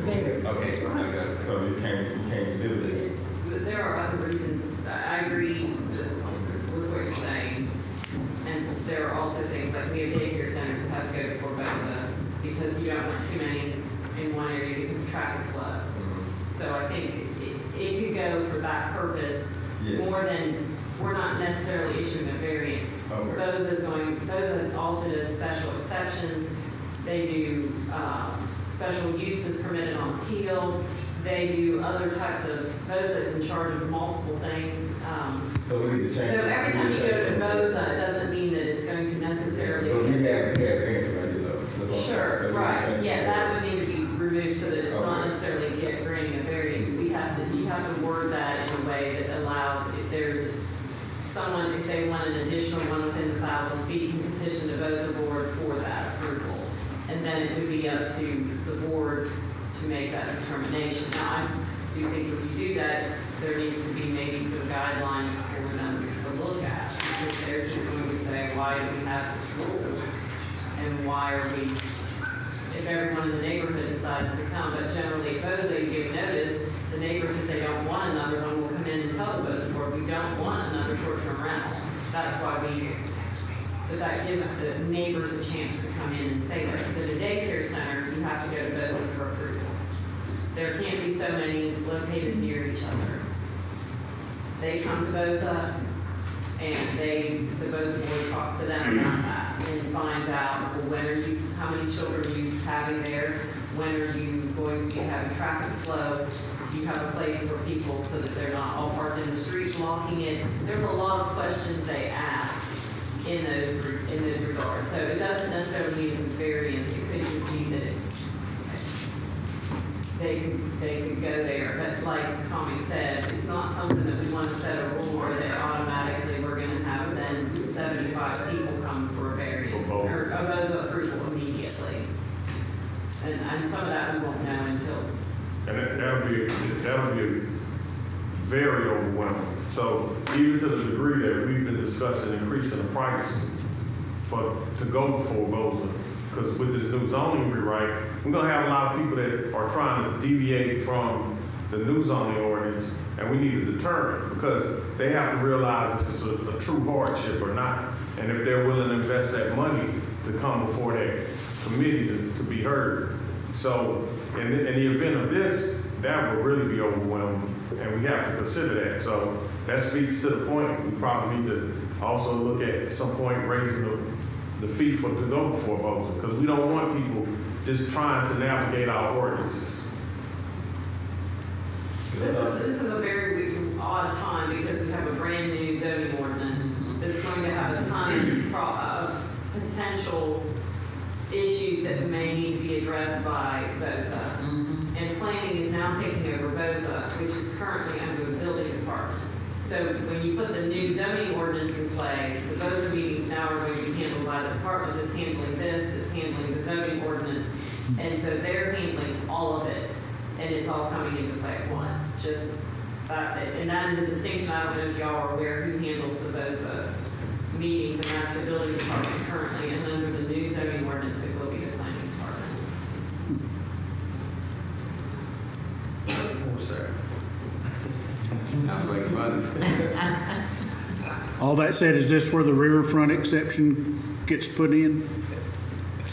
We talked about it, I just assumed it was in there. And that's a good point, because we've got potentially this city harbor project that's coming to Decatur soon. And I don't know the update, but it's been talked about, and I feel like it's going to keep progressing, and it's going to be here before we know it. So I think we should do the riverfront, but I think it should stop at where we draw that line, because if we don't, we're going to take up over toward Church Street back through there, take up some of that. And if we stay at 1,000 foot, we're going to knock some of those out. So in my opinion, wherever the line is from here to the river, that doesn't include that radius across.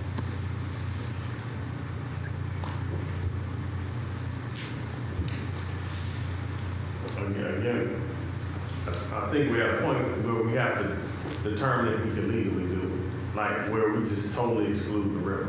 And if there's a way, I think it's just the terms you're stating it in. I don't have a problem. It's not that there is no issue with doing that. There are legitimate government interests in traffic flow, where people, the recreational use, there are a lot of reasons to do that.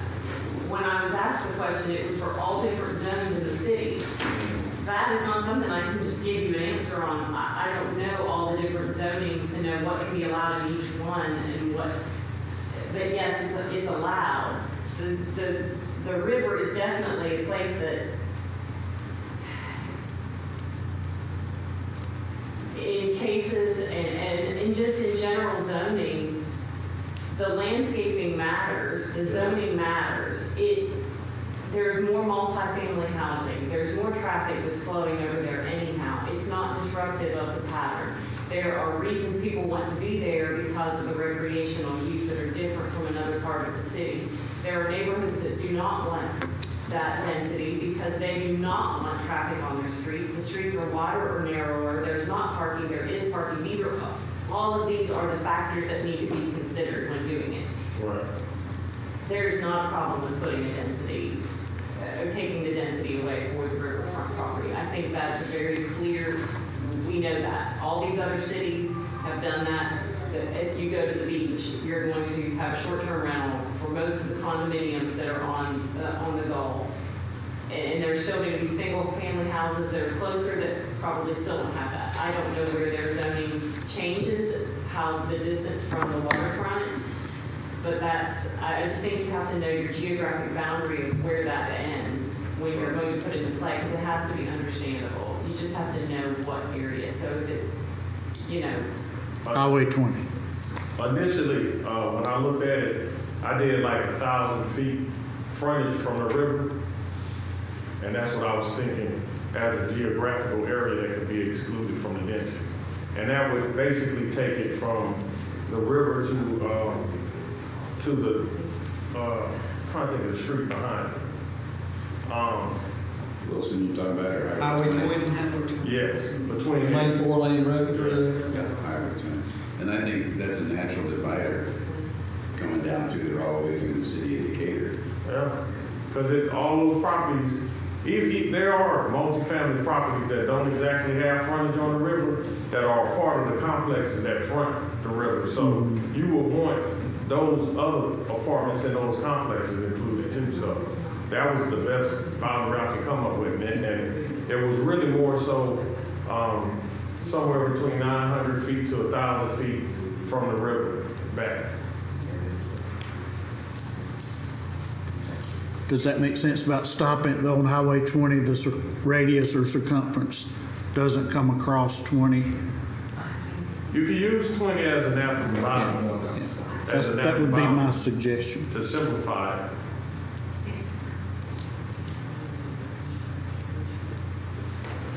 I can live with that.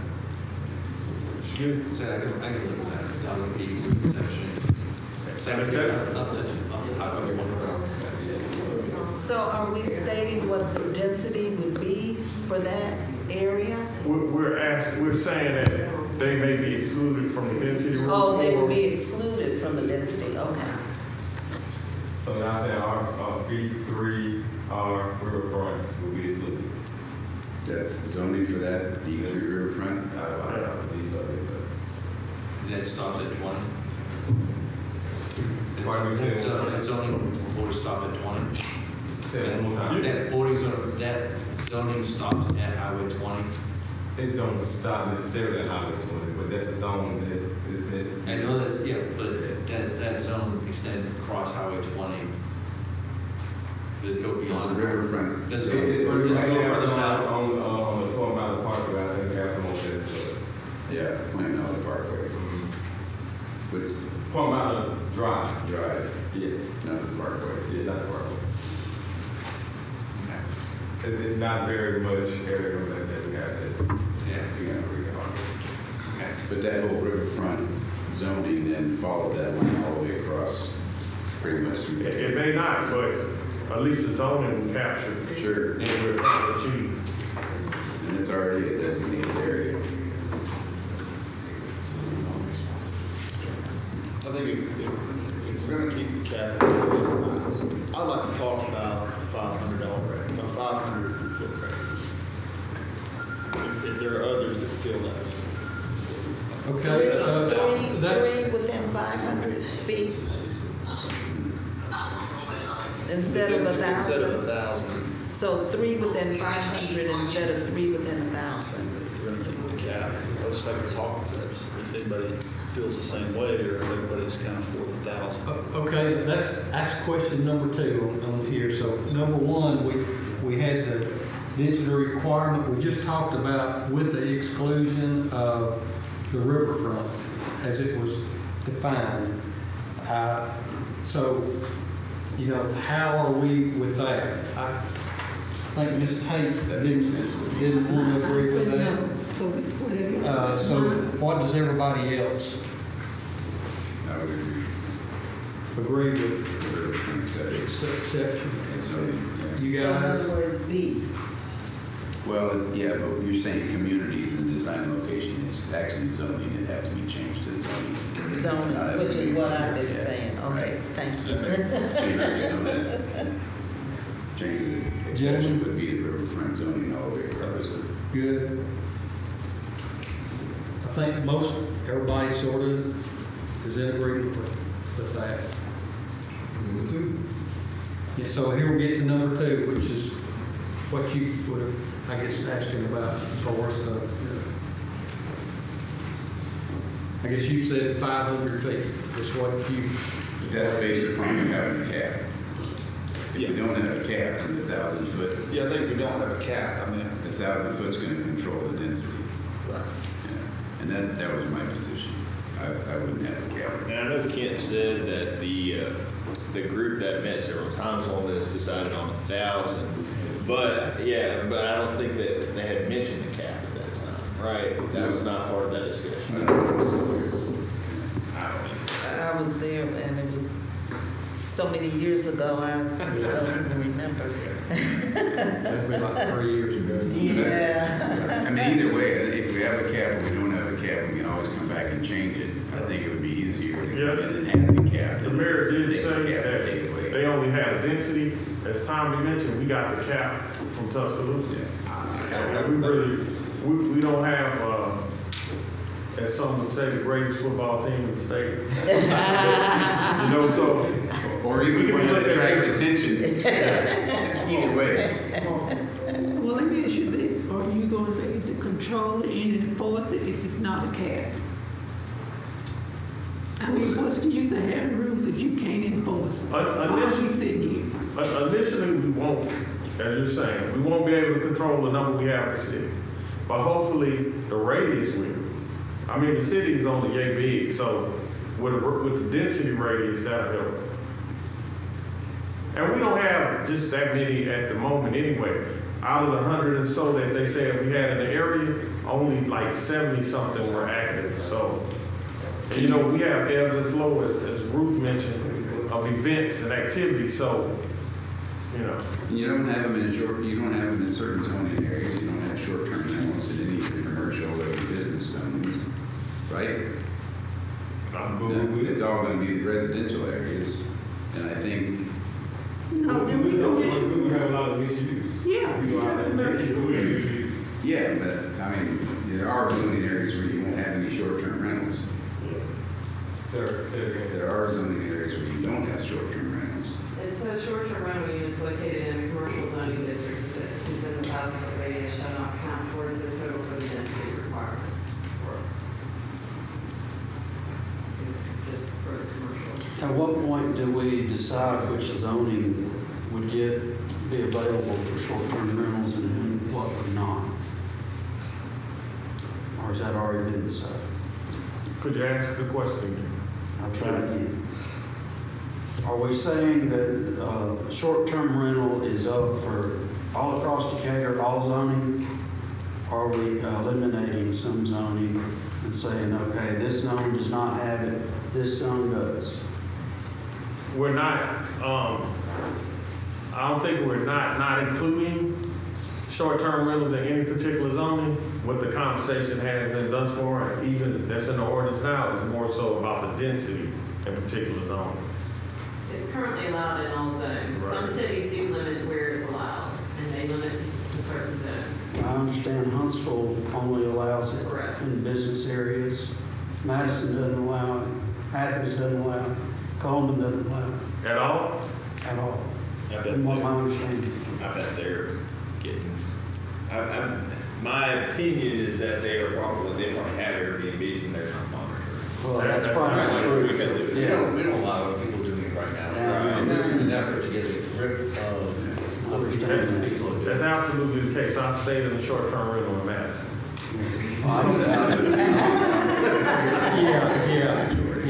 Yeah.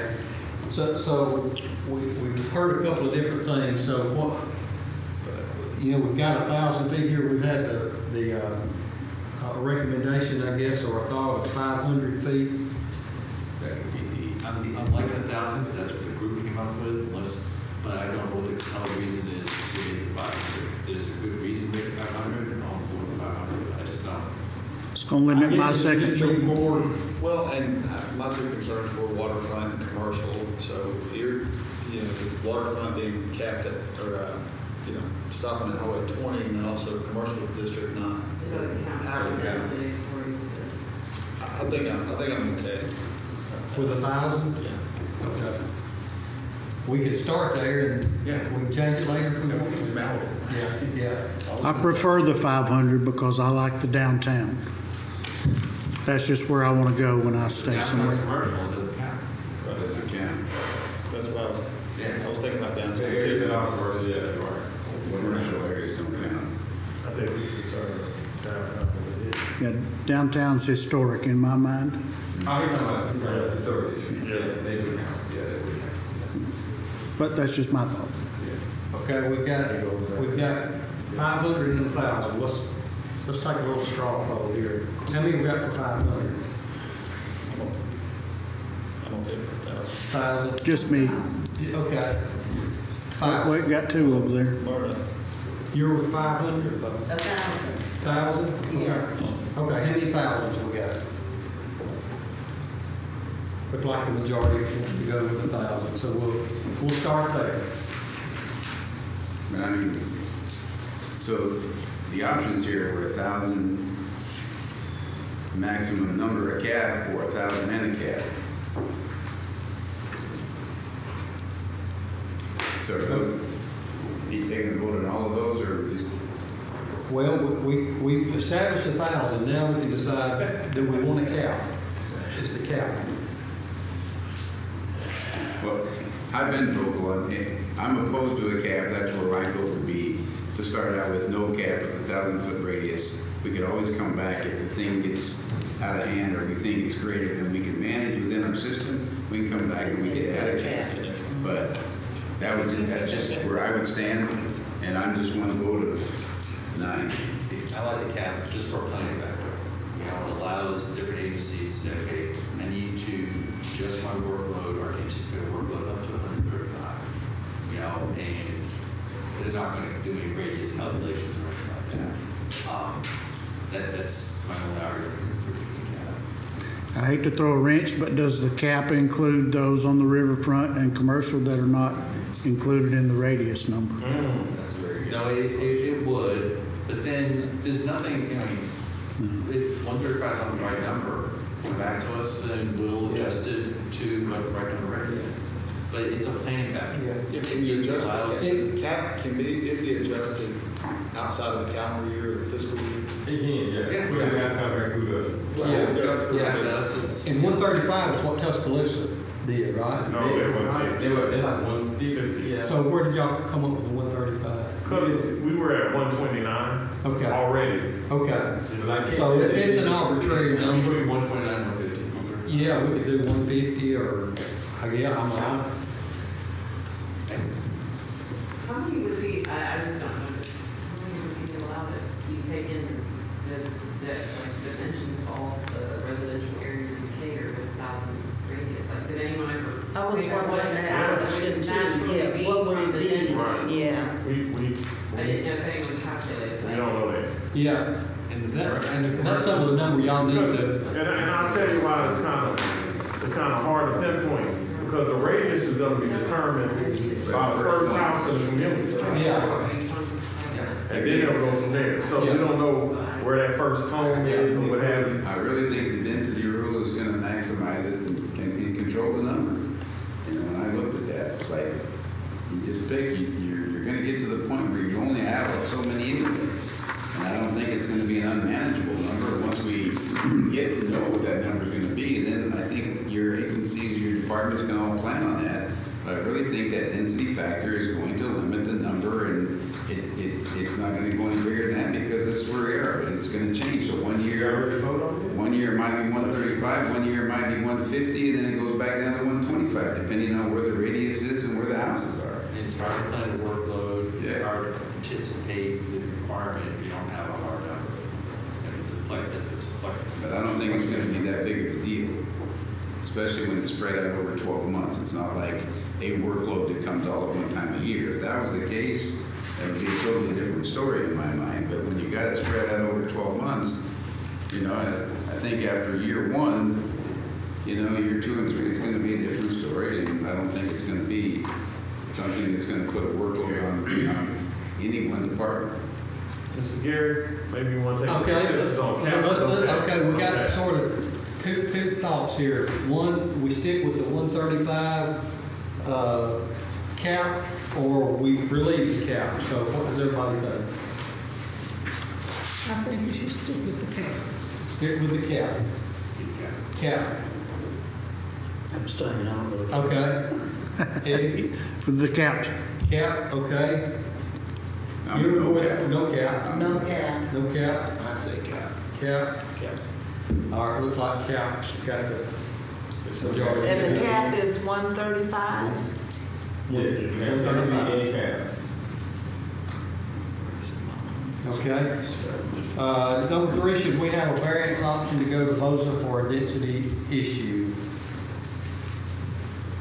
We could not necessarily say variance, but for special exceptions or what have you. What we can, we'll figure out what would be the best way to Alright. proceed with that, if you want to allow those to be involved in entertaining any additional, maybe an exception, it could be a variance, it depends on how it's all worded, but just to allow those, I think you gotta allow an option An to option go to appeal to somebody. Yeah. So why can't it be administrative? Why do we gotta go to the, yeah, it could be. Because if they disagree with us, then they can go vote.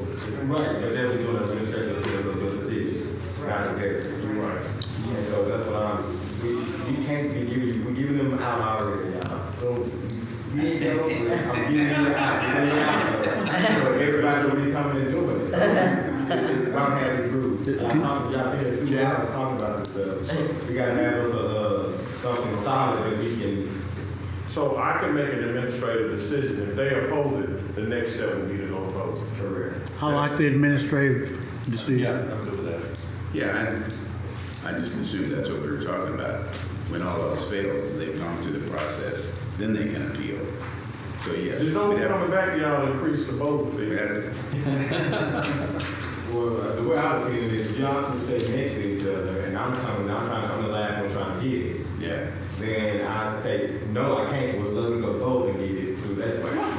And, you know, that's what I'm trying to do. Yeah. Yeah.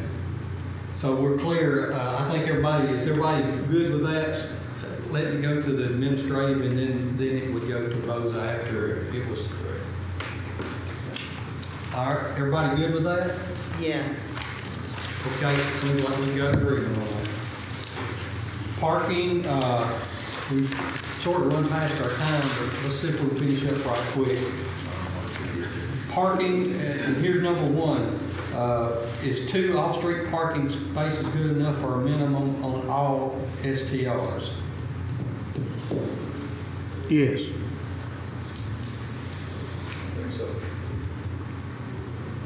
A minute, this is talking about a minimum, Yes. not a maximum, a minimum. Yes. Good, everybody good with that? Well, what about like the Commons say where you have a historic downtown doesn't have any on-site parking? So, Or that eliminates them. If they don't have on-site parking, then they don't even qualify. Exactly. Yeah. I You would have think that should exceptions. be the case. Do you think?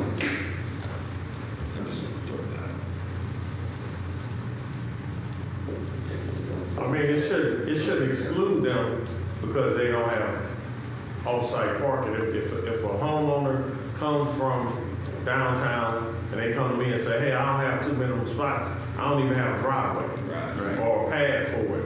And then the next question would be, do you have an adequate place for on-street parking? Because we know some of the side streets of downtown are narrower than some of the main streets. So if they say, you know, in front of my house, they can accommodate so many parking spots.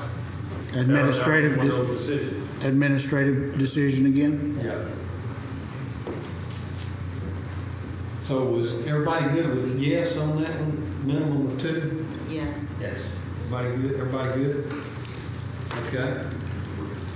Before we leave parking, I have one more thing. Okay.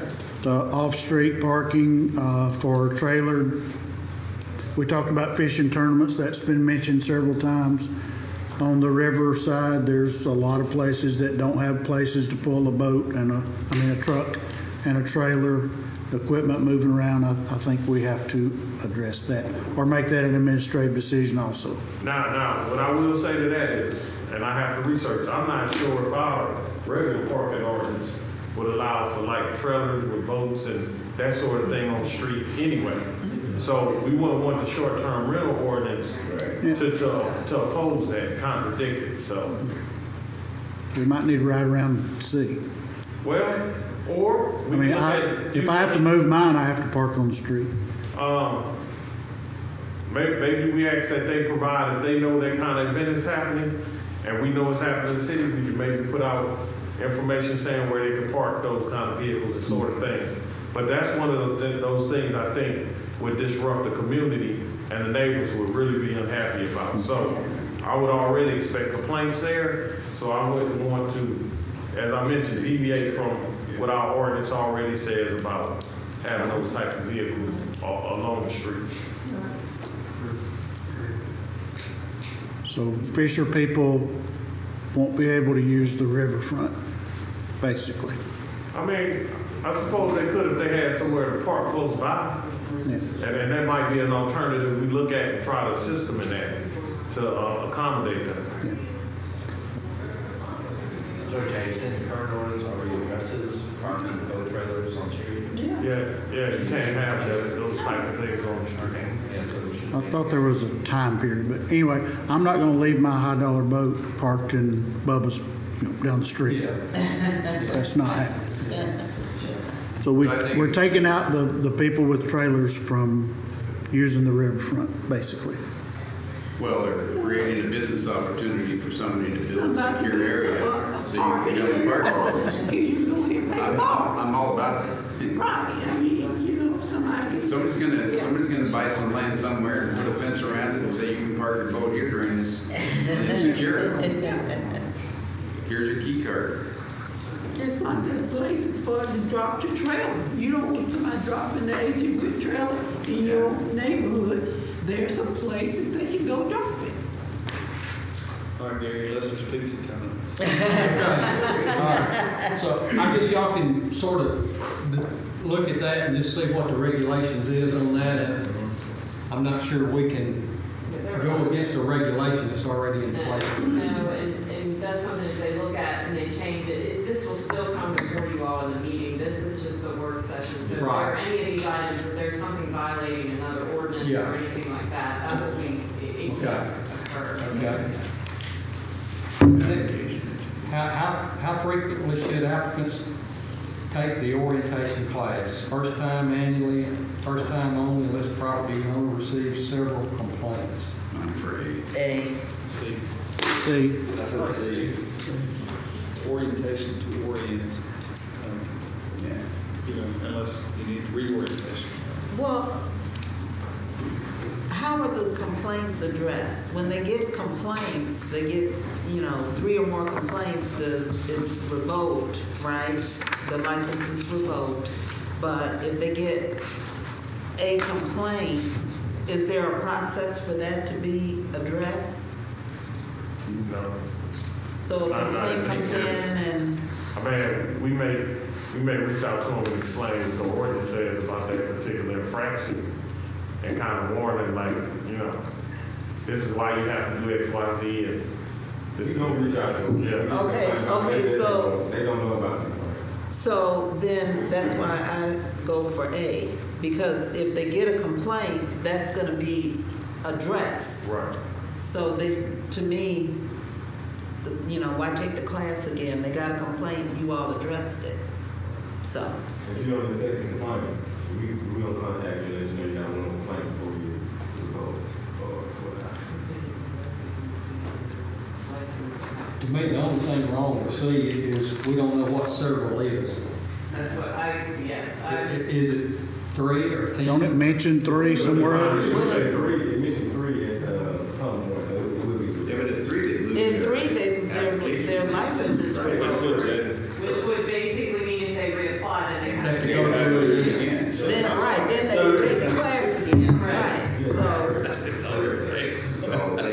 So A is what I'm Everybody good thinking. with A? A? Okay. We got A. Should short-term rental advertisements only be limited to companies that can be tracked by? Now, that's probably the only comment came from us. Okay. I think it should, because Granicus is monitoring it, and you don't want people advertising short-term rentals on Facebook, on Craigslist, or any other platform that's not monitored by the city. But how do you stop it? And do you have a right to close that upon you without you coming to the city as soon as you're limiting that right? That's true.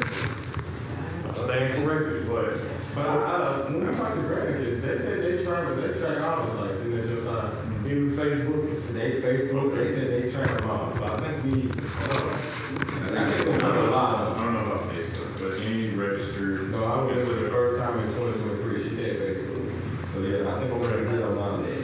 That's a good point. Yeah. And I'll just clarify on one you talked about before about the orientation class, it will just be when application's made, or when it's approved. Right. Instead of saying first time, because that implies like if someone is knocked out of the system.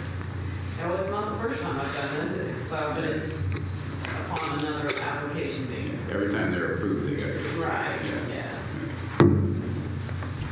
Okay.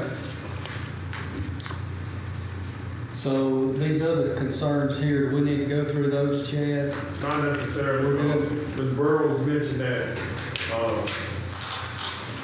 we should say an inspector instead of the original inspector. inspector. Because it can be any number of inspectors that Yeah. go out and look at it. And then the second point came from Mr. Wade, and I think what he was saying is where the location should be from the center where we measure the radius from the center of that particular home, am I correct? Yeah. Instead of like, I guess between several properties, whatever, but look at the home that's being applied for and apply that center point from there for 1,000-foot radius. Yeah. And lastly, we have to change, of course, the penalty for short-term rentals to $500 is what I mentioned to you all initially. And that's each time someone rents, Each time a person violates the ordinance in terms of not getting permit, okay. like if we catch offenders. There's a state statute that limits whenever you violate an ordinance, but you have to have it by So every time they, violate the ordinance, not every time they get a complaint or something like that. It's- okay, but if, okay, I don't have a license and I do a short-term rental, 500. And then the next month, I do another short-term rental, that's another 500.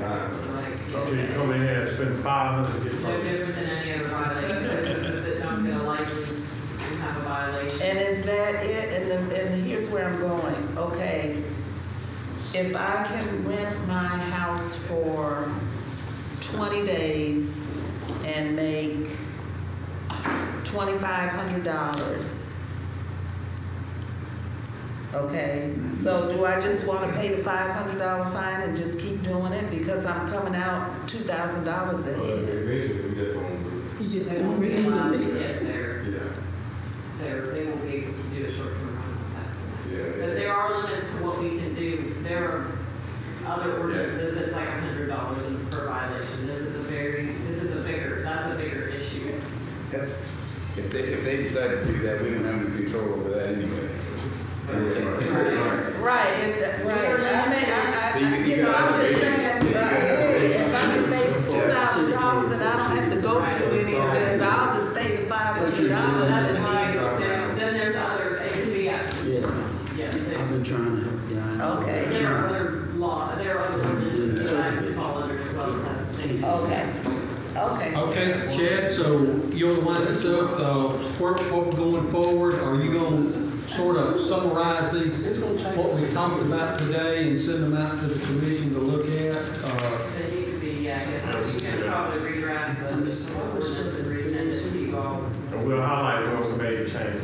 And this is gonna be on Tuesday's agenda? It's going to be on the December planning commission, okay, everybody got that? That's next week, right? That's correct. Yeah. Chad is going to And it's not on next week. Yeah, not next week. There's not enough time to get it in. Okay.